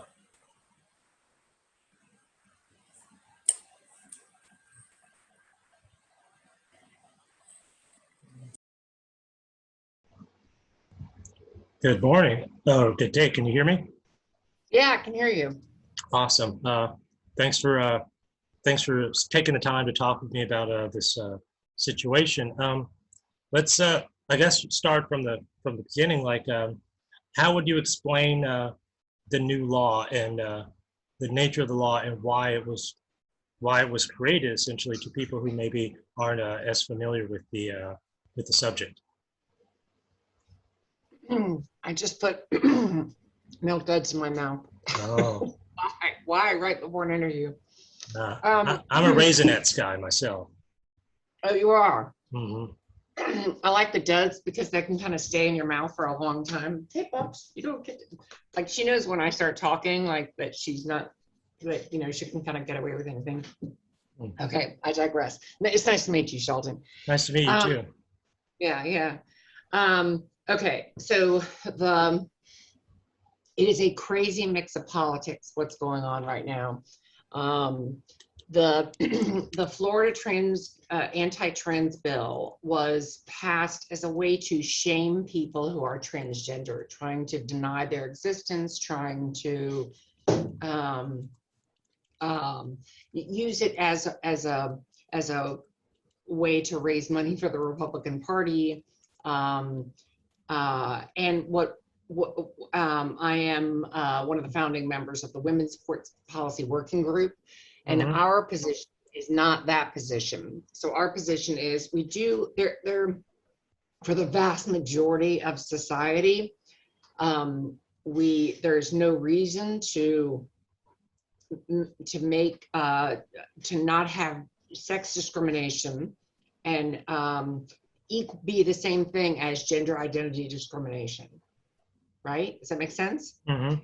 With most of society. So when it comes to employment, to education broadly, to housing, to banking, to a marriage and adoption, it makes no difference whatsoever. There are a few places where biology is actually really important, and sports is one of them. It's a place that everybody can see. Sports in our society are uniquely sex segregated. They are intentionally sex segregated. And that is throughout the world that sport is sex segregated, except in sports where the testosterone, the male puberty advantage it doesn't make any difference, right? So things like equestrian or sailing or motorsports, right? If testosterone and the male sex-linked advantage doesn't make a difference, but for the rest of the world, every other sport is sex segregated, and for good reason, because there is an enormous distinction between those two. So we say you can recognize the reality of what male puberty gives somebody in a sports context, and have a fair playing field for everybody, that doesn't try to shame transgender people or try to deny their existence. Mm-hmm. So what we were told in Florida, so I'm actually pretty well connected in Florida. Mm-hmm. You know, this is just a matter of public record, but you know, my husband's an appellate court judge, and Oh, really? yeah, and you know, I'm from Florida, and I just was profiled in Florida Trend magazine, and you know, I was just made a finalist for the Women's Hall of Fame, the Florida Women's Hall of Fame. Mm-hmm. So pretty well connected, and yet what I was told, what we were all told, was that the issue was dead. So somebody had brought it up in the House, that it passed the House. Then what passed in the Senate was like so different that it wasn't going to pass. What passed in the Senate was different enough that it would make it fail. So we're like, oh, okay, our work is done. We don't have to worry about this. And the next thing we know, it gets put in overnight, and our governor signed it. So, so you can still, you know, we don't want sport to be used as a way to make transgender people's lives any worse. But at the same time, we do have to recognize, why do we have sex segregation in sports, right? We have almost no race segregation in all of society. So why do we sex segregate in this one place? We sex segregate restrooms in some places for privacy and modesty reasons, but not for fairness reasons, or not for sort of the ability of half the population to actually have an equal opportunity. So that's where our group, Women's Sports Policy Working Group. And have you been to our website at all? Mm-hmm. Yes. Okay. Yeah. Okay. Yeah. That's where we are. Well, how much foresight or how much research went into the crafting of this bill? And like, did you get to talk with the governor? Did the governor reach out to the sports community? No, did not. Yeah. Speaking from the perspective of someone, you know, your husband is a judge and all that. Number one, have you spoken with him about this? Just, you know, from a legal perspective, what are the specific points in the law where you can foresee the challenge being made? We already know one 13-year-old has made a challenge to it, and I assume that there will be more challenges to it being made on different levels down the road. Well, let me sort of back. So I'm a lawyer. I'm a civil rights lawyer, and so my husband is actually prohibited. He's a separate part of the government, right? He's in the judiciary, and the governor's in the executive branch. So they're actually prohibited from discussing or talking about things. And my husband is, you can Google him, he is Mr. Ethics. So he has nothing to do with this. Scott Makar. Okay. Yeah. He virtually has nothing to do with this. I just want to make that clear. I just, my point of bringing that up was just that, I'm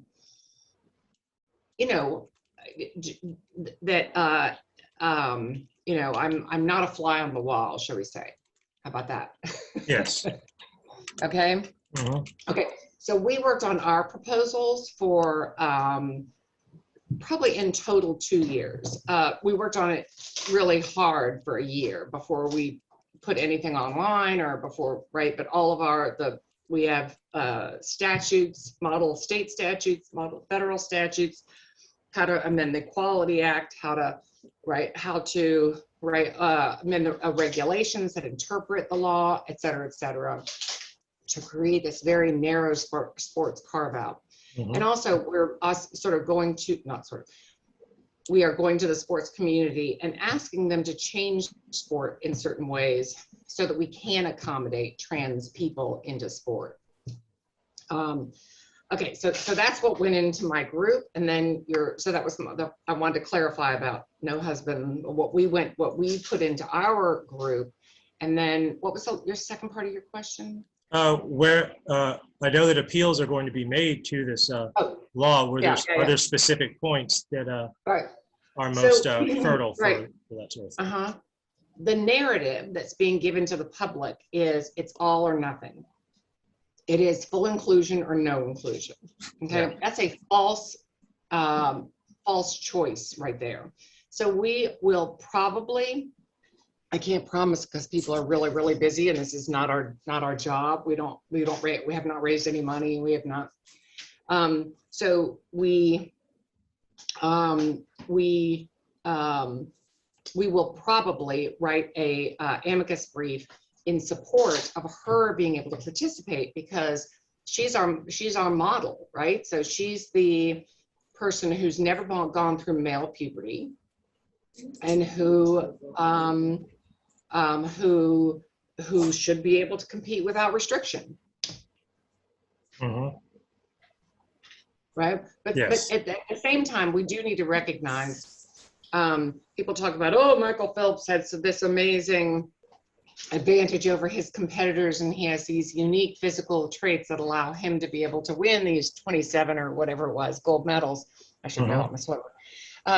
But he was between 0.02 and 0.2 better than his competitors. So let me say it again. He's between 0.02 and 0.2 better than his competitors. Yeah. Katie Ledecky, I just was at Olympic trials. Big fan of Katie Ledecky. Was that? I'm a big fan of Katie Ledecky. Yeah. She's amazing. So she is 2% better than her competitors. 2%, right, which is huge. In the world of sports, being 2% better is enormous, okay? And you saw what that was on the cake. So men are between 8 and 12% better, have that much of a performance advantage over women. So the best high school boys break the women's world's records. Yeah. Okay. So to deny that is like asking too much. to pretend that fact doesn't exist of what male puberty does give somebody is you can't do that, right? True. But you have people some people have have a condition they're born with that they are called testosterone resistant. So they have XY chromosomes. They look very female. They're even like that long, skinny type. And they're usually taller because height is on the Y axis. But the testosterone is it's not absorbed into the body.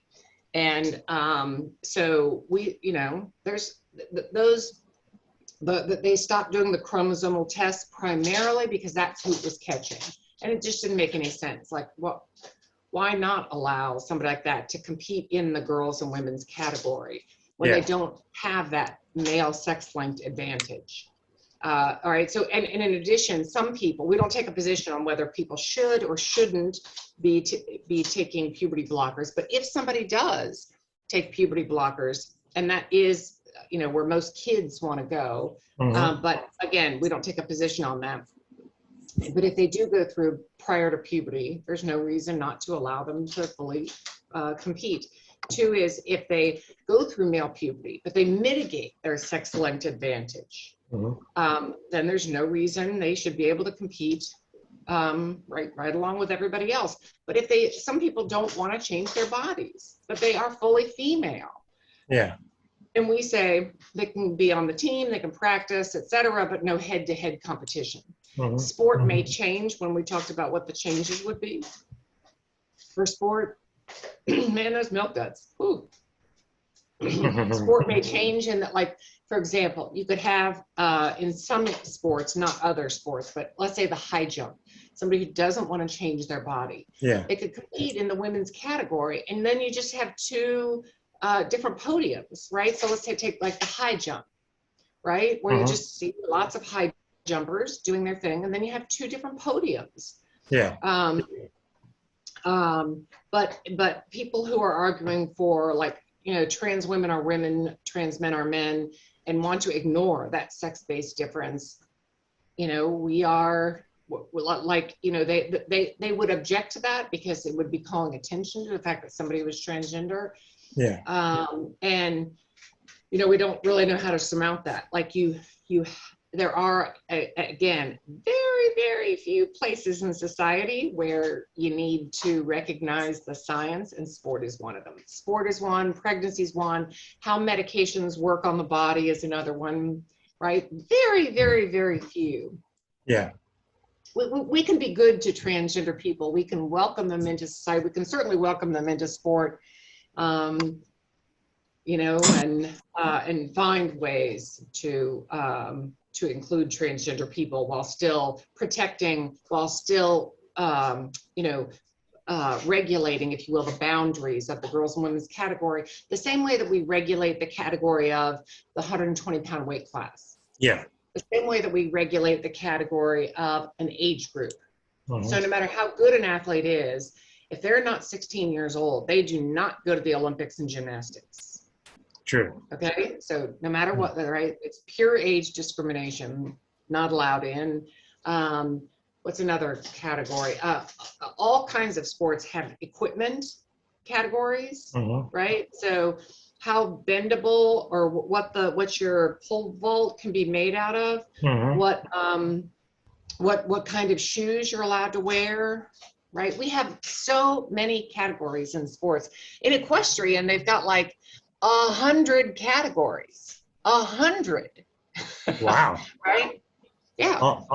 Just on the Olympic level, 100 different categories? No, not at the Olympic level. They're just so many so many equestrian events out there, right? They have all, they have carts and they have the Clydesdales and some of them are for aesthetics, some of them are for timing, some of them are for height, right? They have all, right? What else? Paralympics, great example. Yeah. Right? The Paralympics, how somebody gets categorized really determines, frankly, who wins. So who gets to be in which category of the 100-meter freestyle, right? Whether or not you're categorized as if you're, there's a lot of cheating, frankly, that's going on right now with athletes saying that they're more, they have more of a disability than they actually do. So they get physicians to say, and then once you get into the, to the category that is more disabled, then you're more likely to break that world record and win, and et cetera. Right. So it's the same thing here. We need to take account the fact that, according to, I think it was the New York Times, though I wouldn't swear to it, but I can get you the quote, that it's like 13% of this the young generation today identifies as either transgender or non-binary. Yeah. And that many people will fluctuate throughout their lives as to what, they'll go from one to another, throughout their lives. And if that's true, then sport needs to accommodate that. But again, we do need to recognize the science and the biology. Yeah, it's interesting that this is happening now, because I guess it sort of was built around a case up in Connecticut, I think in track and field or something like that. But we're coming into the 2021 Tokyo Olympics now, and we have for the first time we have a transgender. I think that, as far as I know, the first Olympics ever with transgender athletes competing. There's a trans female weightlifter from New Zealand, and I believe a trans woman member of the U.S. skateboarding team, which of course it's the first year that we're doing skateboarding as an Olympic sport, and so that's kind of playing out. One thing that I had not heard about the skateboarder. Yeah. I believe so, and I can get you more information about that if you like. Yeah, thanks, Sheldon. I appreciate it. One thing I heard from one of my colleagues was one of them said that the way the bill was structured, it's like it applies to trans women, but not to trans men. Is there a particular reason that you could think of why that difference would be written into law?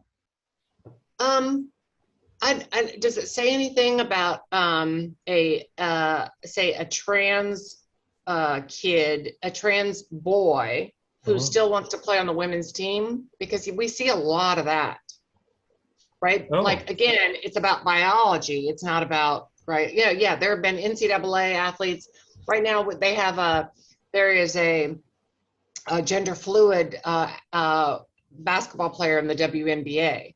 And our position is, as long as she doesn't take testosterone, as long as she doesn't take, what are performance enhancing drugs, then she's welcome onto the girls and women's teams, regardless of how she identifies, right? In other words, biology trumps in sport, only in sport. Yeah. Yeah, I'm not sure. I'm not sure how that is laid out. If as far as So some of the statutes, how they're written is they require somebody to compete in the gender that they were born in, and that's a problem because sometimes you'll have trans boys who have gone through male puberty now, and they're Mhm. competing against girls, and it's just not safe. True. Can you think of any particular sports where, say, because of course it's being presented and debated largely around the concept of trans women competing in female athletics. Can you think of specific sports, like for example, you're a swimmer. Can you think of specific sports where, how do I put it, proponents of the bill say that trans women would have like a sort of competitive advantage because of musculature and things like that? Can you think of specific sports where that in theory would be more likely to be the case, and or sports where it would be less likely to be the case? Yeah, the only sports where women, for biological women who do better than biological men, are those long distance extreme sports like long distance swimming, long distance running, ultra long. Right, the extra fat stores that biological women have work to their advantage in that case. But right, but that doesn't, you know, I guess if a trans a trans man wanted to break the world record for Yeah. men, right, then they would have an unfair advantage. But typically in sports, it is the Mac Daddy, the big difference, the not insignificant difference. The people who are not in sport don't really get the difference between men's and women's sports. When I tell people that high school boys beat the women's world records, they're usually pretty surprised. Yeah. Yeah, but that comes from male puberty. What do you think about, say, something like amateur wrestling? We're seeing more and more now. Of course, women's amateur wrestling is getting bigger and bigger every year. And on the Olympic level also, where, you know, women's wrestling on the Olympic level is pretty much America and Japan are essentially dominating. But we also see a lot of cases where women are, you know, say in communities where there's, say, maybe not enough women to have a whole like women's wrestling division, you'll see women wrestling against men, and in some cases winning. I think I'm not sure which state, but we've had at least several at this point district champions and whatnot on the high school level, women who are consistently beating men. Yeah, but who's winning are typically women in those very, very low weight categories, and they're competing against boys who have not gone through male puberty yet, right? So for the boy to be 110 pounds is typically a pre-puberty boy, right? So then it's a fair competition between those two. I mean, what I don't want it to be about is, what I feel badly about was it became like Caster Semenya, it became about her. Lauren Hubbard, it became about her. It's not about them. It's about, we're talking about, here's the principle, here's the science, here's the biology, and right, and here's what the policy should be flowing from that. It's, Caster Semenya is from all accounts, is like a really, really nice person. Yeah. Who doesn't deserve, you know, doesn't deserve any, you know, any disparagement whatsoever. But the policy of wanting to draw a boundary around the girls and women's category and say that if somebody is XY chromosome, if they have testosterone in the male range, and that testosterone is bioavailable, meaning they're androgenized, then they should not be competing in the girls and women's category without mitigating, without doing something to mitigate. So I don't want to be about Laurel. I don't want to be about any specific. I want it to be about, I want the discussion about any legislation, what the government response should be, to be around what the science is and what good policy is that is supportive of half the population. Yeah. My understanding is, and you can Google this, is that last year, I think I can send you the link. There were 48 trans women and trans women were either committed suicide or killed because they were trans. Okay. Yeah. Here Yeah. in Jacksonville, Florida, there are that many women who are killed just in Jacksonville, Florida, because Oh, they're yeah. Women. Absolutely. Right. So when we talk sometimes, like, some of the quotes from Chase Strangio, for example, kind of get blown out. Like, this is like, I get it. It is really, really hard to be trans, but this is not like the battle of the victims. Like, Right. Women's sports were created for a biological scientific purpose. Without really knowing it, we just knew that women, that gap is not because of not as good diet or not as good coaching or not as good training, or it's not because of the sexism that exists in society that makes women not perform as well. That's not it. That's right. It is instead is the science of what male puberty gives somebody. Yeah, you won your gold medals in '84, which was about a decade after Title IX was passed. I think 1973 or so when Title IX was passed. 1972. 72. Yeah.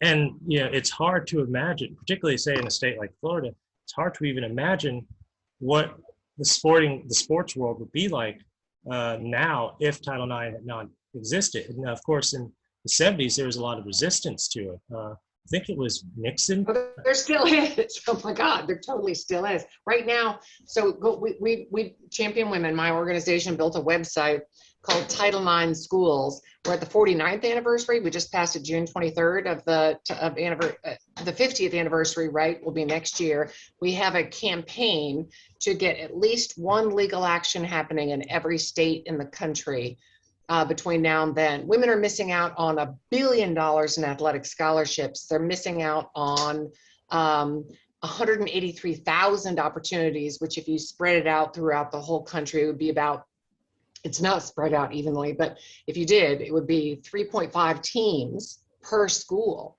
that I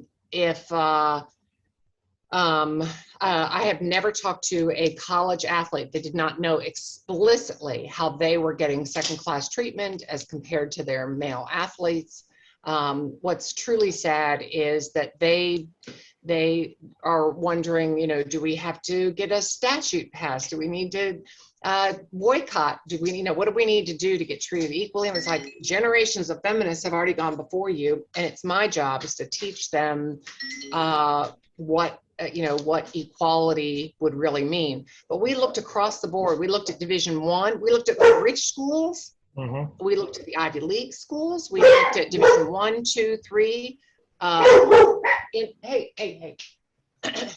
NAIA, junior colleges, HBCUs. HBCUs are actually much, much worse.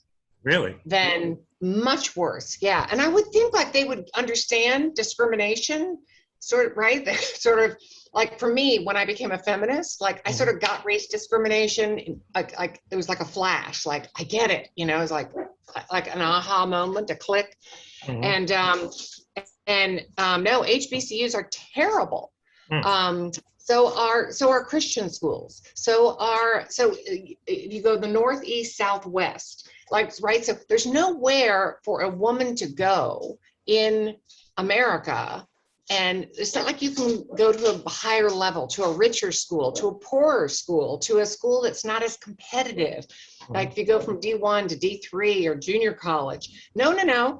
The sexism is ubiquitous. It is throughout the entire country. There's no place to go that can escape this sex discrimination. Hey, pup. Yeah, our website, Title IX Schools, has a ton of our research, and can any school that you want to look at in the country, or any group of schools, right? You can look at, we try to make it easy. Yeah, and we see some examples of the sexism as far as like say pay disparity for men and women in certain sports. They've talked about that in say WNBA. They've talked about that in say soccer, and the whole thing with like the weight room. I think it was the NCAA Women's Basketball Championship. Right. with the trans thing now, what do you suggest in terms of say a compromise? You know, my working theory is that now with these the legal challenges that are being made to this new law, that eventually it's going to go all the way up to the top, maybe the Supreme Court or something like that, and then I think it'll probably be defeated.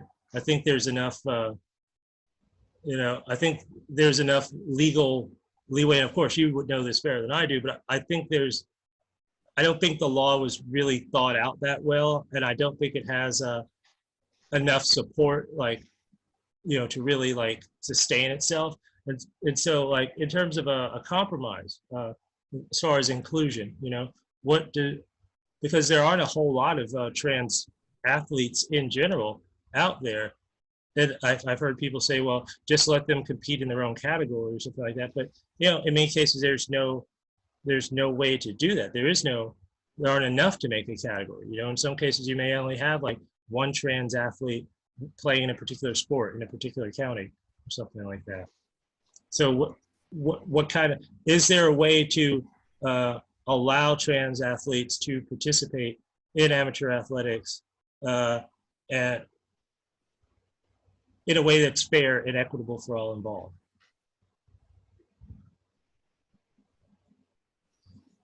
Well, yeah, I mean, that's what I've been talking about, right? Is there's some sports, like I was saying, the high jump, we can change. We have two different podiums, easy peasy. There are other sports that are much more difficult to change, things like contact sports, right? Rugby, wrestling, that where you really cannot have that head-to-head competition. We have a graph that shows transgender people basically fall into three categories. They're not all the same. Some never went through male puberty. Some did go through but have mitigated it, and other people don't want to do anything, right? So the responses are different based on those different groups. You said there are not a lot of trans athletes. That's obviously going to change if the national statistics are that it's 13% are either trans or gender fluid. So if that is the future, we need to be thinking about how do we include now, not wait until we get to 13%, right? Because again, as soon as we wait, then it becomes about a particular kid, and that's really unfair to them to make it be about, it's not about Laurel Hubbard, right? Yeah. She's going to be the poster person for this, and I feel for her, but is Laurel the person that's challenging the rule or challenging the legislation? No. I'm sorry, that she's the weightlifter in New Zealand. Oh, okay. Sorry. Yeah. No, it's okay. But or the runners who are in Connecticut. So first of all, I think it's really odd that that those issues were coming up for people who didn't.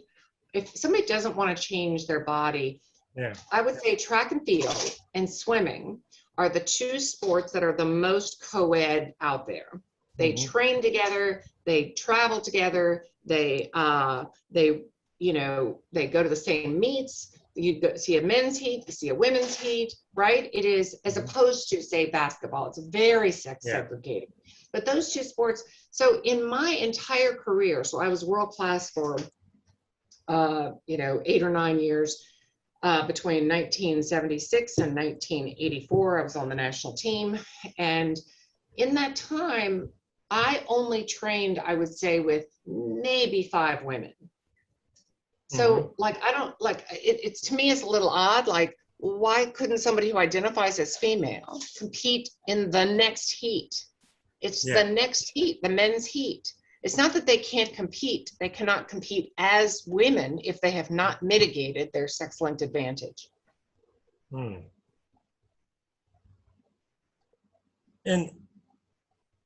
how many trans athletes are there actually in Florida at this point? Well, again, I'm looking to the future, right? I'm looking to where the policy should be. I'm not looking at individual athletes. right? The issue is like, what's the good policy? Like, as a good example, Yeah. we knew after World War II, there were all these people coming home. And so we didn't wait until, gosh, they need to go to college or they need to have housing or they, whatever, right? We came up with the policies before they came home. I mean, we both know policies that helped white people, but okay, I digress. But the point is, we know it's coming. Let's prepare for it, and let's not make it about the individual athlete. 13%. I mean, right now in high school, it's anywhere between 60. Well, Florida's way across the country, it's like 60 to 70% of all high school athletes are high school kids play a sport. In Florida, it's much less than that. It's between 20 and 30%. Right? We don't offer our kids very many sports experiences. Boys in Florida have half the sports experiences, sports opportunities that girls in Maine and Nebraska have. Why is that? Some states prioritize giving kids lots of sports experiences and some don't. And you would think Florida would with our weather, would prioritize sports experiences. We really don't. As compared with other states, we're dead last. Washington, D.C. is worse than we are. Really? Really. Tell me a bit. So when you take, nationally, okay, not just talking about the state of Florida, but nationally, you're talking about 12% of the students being transgender or gender fluid, right? And then 60%, you're looking at a bunch that are going to be playing sports. And I mean, look, I think that's a good thing. I think, I have been a promoter of sports. I've written entire amicus briefs, and my job was just to tell the court just how important that sports experience was to the kid, that it was not just about like seeing a black line at the bottom of the pool or, dribbling a basketball or whacking a tennis ball, that it was about much more than that. It was about part of their education that makes them a better citizen, that makes all of us have to pay less in healthcare costs, that has a more resilient population. Yes. Right. So, I mean, I want more of that. So I want more opportunities. I want the Paralympics and the Special Olympics to be broadened, to have more opportunities. So absolutely, there should not be, who really gets caught in the crossfire are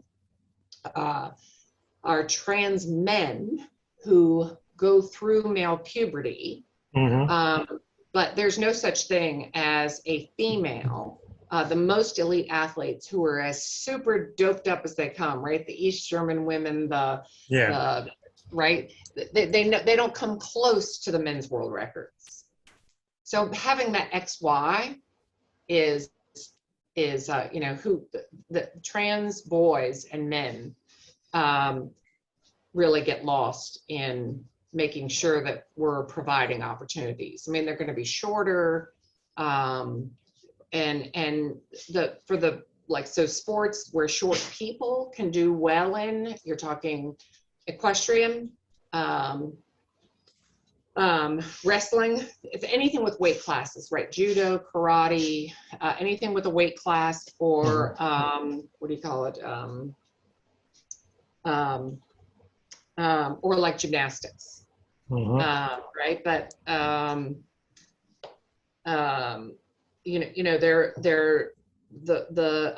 happy to send you some science if you're interested in science. Yeah, I would. I'd be happy to have any information you can send along. Yeah, but again, even if they don't go through male puberty, there are some differences that the Y chromosome gives somebody. Just this broader shoulders and blah blah blah, which I think we can compromise on. but who really loses out are those trans boys. From what I understand is the movement is twice as many transgender people are trans boys and men, not the other way around. Yeah. Really? It's interesting, there another Yeah. area, and it's kind of outside the scope of the discussion here, but there's been an ongoing debate about how young is too young to begin the process of transition, be it through other hormones or in some cases even full surgeries. That's come up in different custody disputes and things like that. Do you have a position on that?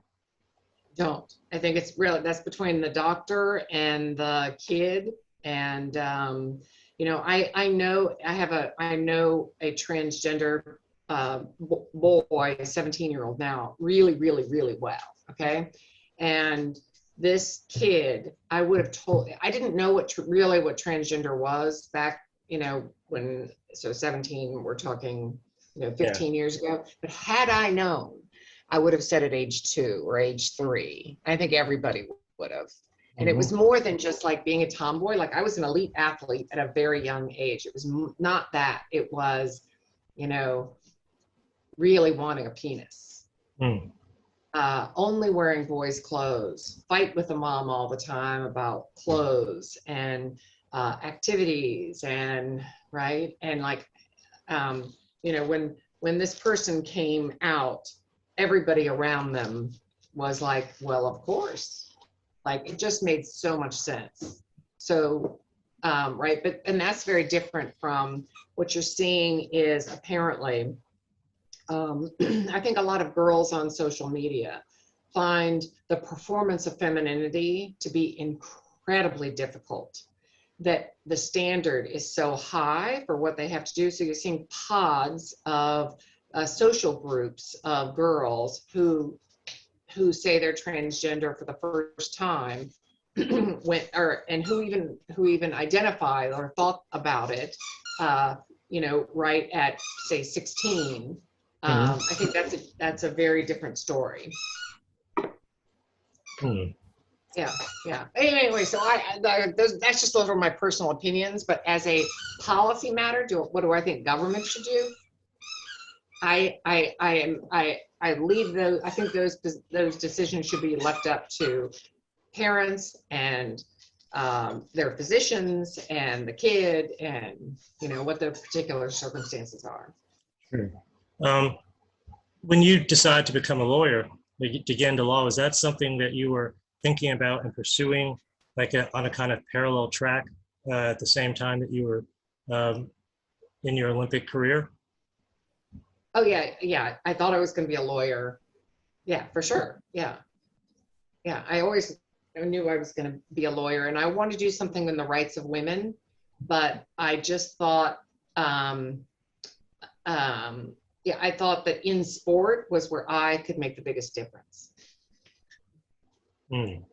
Tell me a bit about, if you will, about your organization, when it was founded, how many members are in it, and kind of what your mission is with it. Yep. So Champion Women was founded in 2014, and we have 3 major initiatives. One is the Title IX schools that the website I was telling you about that documents all the sex discrimination that's going on. Number 2 is sexual abuse in sport. Sport creates unique opportunities for sexual abuse.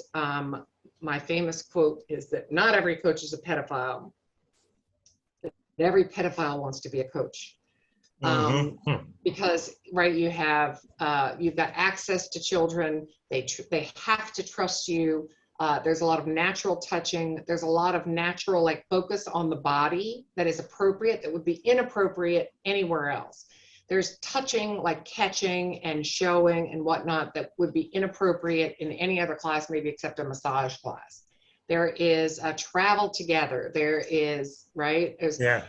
And we don't do hardly anything to set up the normal boundaries that we do, say, in physicians and where we make sure we have somebody else in the room, or there's no boundaries, so that, and we don't even teach kids. One of our projects is we have a teaching webinar that sort of tries to at least like let kids know, like, here's how they do it, right? And pedophiles will tell you, like, here's, right, step 1, step 2, step 3. So if you tell a 7-year-old, without teaching them the birds and the bees, but just teaching them, you should run to, an authority figure as soon as possible when you hear, you're special. I've never felt this way before. Right? When you start hearing, like, I love you, oh my God, like, run. Because by the time you get to good touch, bad touch, you're lost. So anyway, so I just got appointed to a commission called, I got appointed by Senator Gillibrand? Washington State. No, Washington State. Washington State. Gosh. Anyway, so we're a 16-person commission. We're going to rewrite the Ted Stevens Olympic and Amateur Sports Act. So it's a statute that governs movement. We've already gotten 2 major pieces of legislation passed, and we're going to continue on that route. Okay, so then the third is the transgender issue.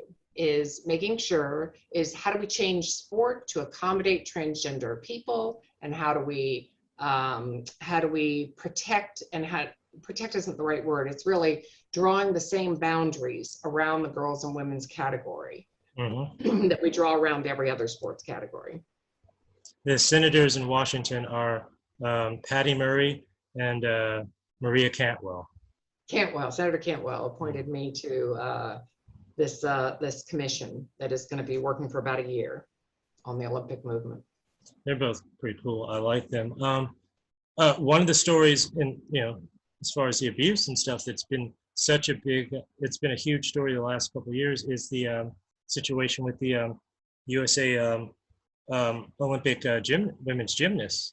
And I think a lot of us, we always knew that people knew that there were some issues. You had the Bella Caroli situation some years back, but the scope and the pervasiveness of that situation was shocking. It was shocking to me, and I think shocking to a lot of people. God bless them for handling that terrible situation like as well as they did. Those ladies, like the poise and the courage that they showed in coming out and speaking out about it. But when you look at something like that, the Olympic gymnast situation, like, how much more of that is there? Do you think that we will see in the next few years ahead, that we'll see things like that happening in other sports, or different areas, or like, say, like something similar to like the whole Joe Paterno situation at Penn State? Yeah. So where to begin? So I started working on this issue in 2010. I lost a job because of it, because the organization was too uncomfortable talking about it. And that's why I started Champion Women. So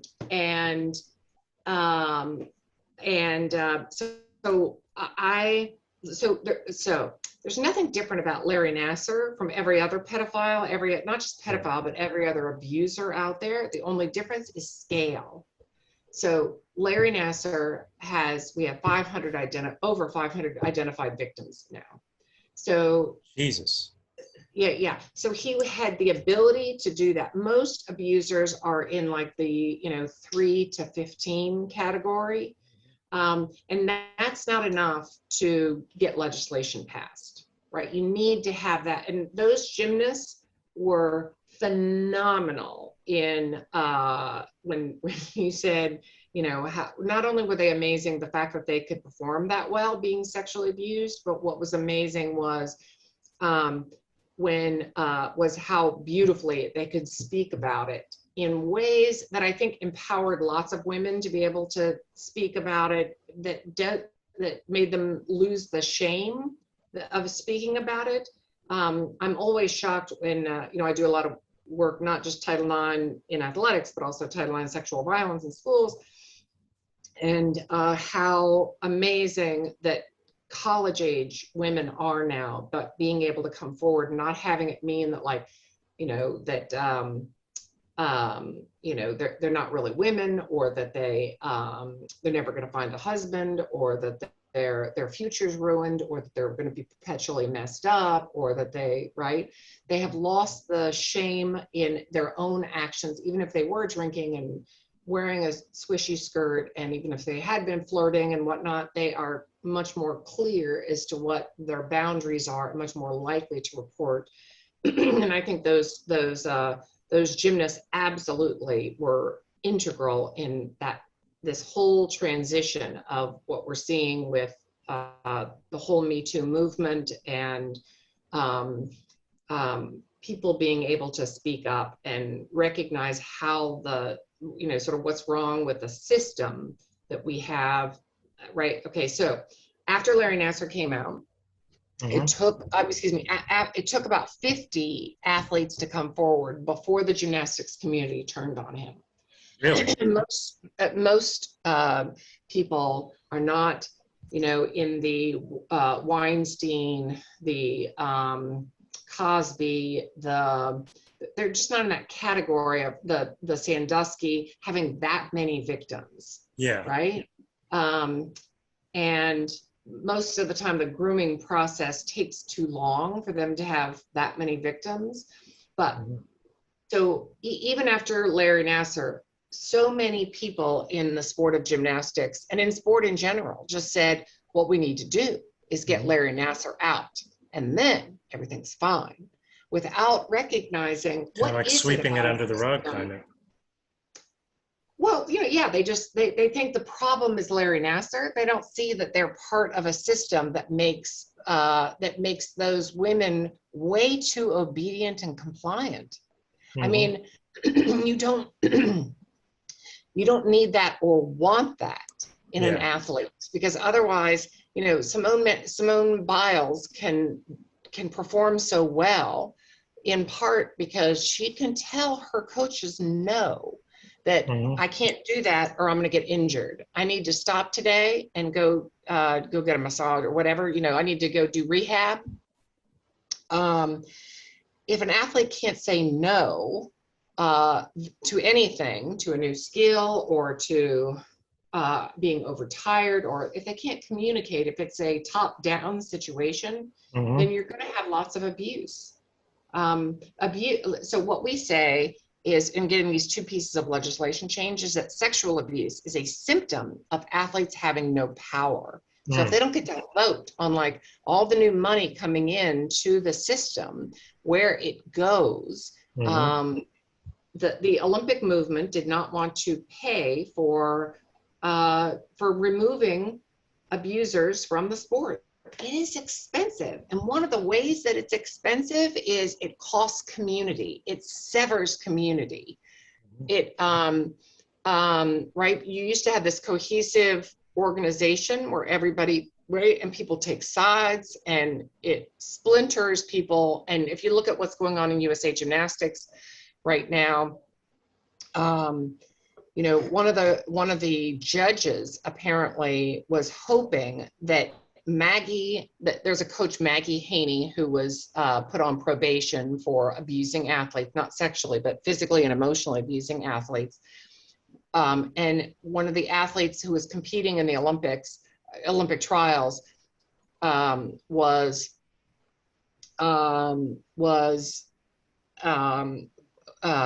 like one of the coaches was glad and said it was karma that she didn't make the Olympic team because she reported Maggie Haney. Really? Yeah. Is that something? I mean, is that a a it's real on thing? Twitter. It's all over Twitter. Were they serious when they said that? Oh yeah. Oh yeah. Yeah, yeah. And people took screenshots, and then Maggie Haney liked the comment, and they got a screenshot of Maggie Haney liking the comment. No, cuckoo for Cocoa. Yeah. So the people who enjoy the power from the system, right, of when you look at the criminal justice system, people who are in power, who get the benefit of being innocent until proven guilty, and the people who get the benefit of, say, a process for removing somebody that greatly favors the defendant or the respondent in the case of a safe sport complaint. Right? They want to keep that in place. They don't want even the possibility that they could be accused of abuse. Yeah. Okay. Anyway, so those are our three topics. Is right? So sexual abuse. We've done a ton, right? Right. So we've got the websites for all three, and yeah, in order to get the statutes changed, we got the Olympic movement to come together. We got 550 Olympians, Paralympians, and elite athletes. We got 220 coaches. We got 80 survivors of sexual abuse in the Olympic movement. When you think of the Olympic movement, don't think 800 athletes once every 4 years. Instead, think of 16 million athletes, right? That's who's under, right? When I don't know if you have kids, Sheldon, but say when your kid goes down to West Side Soccer to go play soccer, right? That's part of the Olympic movement, right? They're a member of the USA Soccer, which is it's called a national governing body. USA Soccer, USA Swimming, USA Track and Field are all members of the United States Olympic and Paralympic Committee. Right, so that the reach is huge. This is not a small number of athletes at all. 16 million athletes. So then you add in coaches and administrators and travel agents and everything. You can see it's pretty big. How big is your organization? Like, how many people are, like, say, on the board, your staff and whatnot? So our board is pretty small. We're like 4. On staff, we have 2, but then we contract out a lot of different pieces, if you will, of our work. And then we align with other groups all the time, right? So in our work with like the Women's Sports Policy Working Group is a good example of Champion Women partnering with, or being involved in leading the Women's Sports Policy Working Group. Yeah. So but we're good at building coalitions. We're good at that, right? We're good at building groups of people.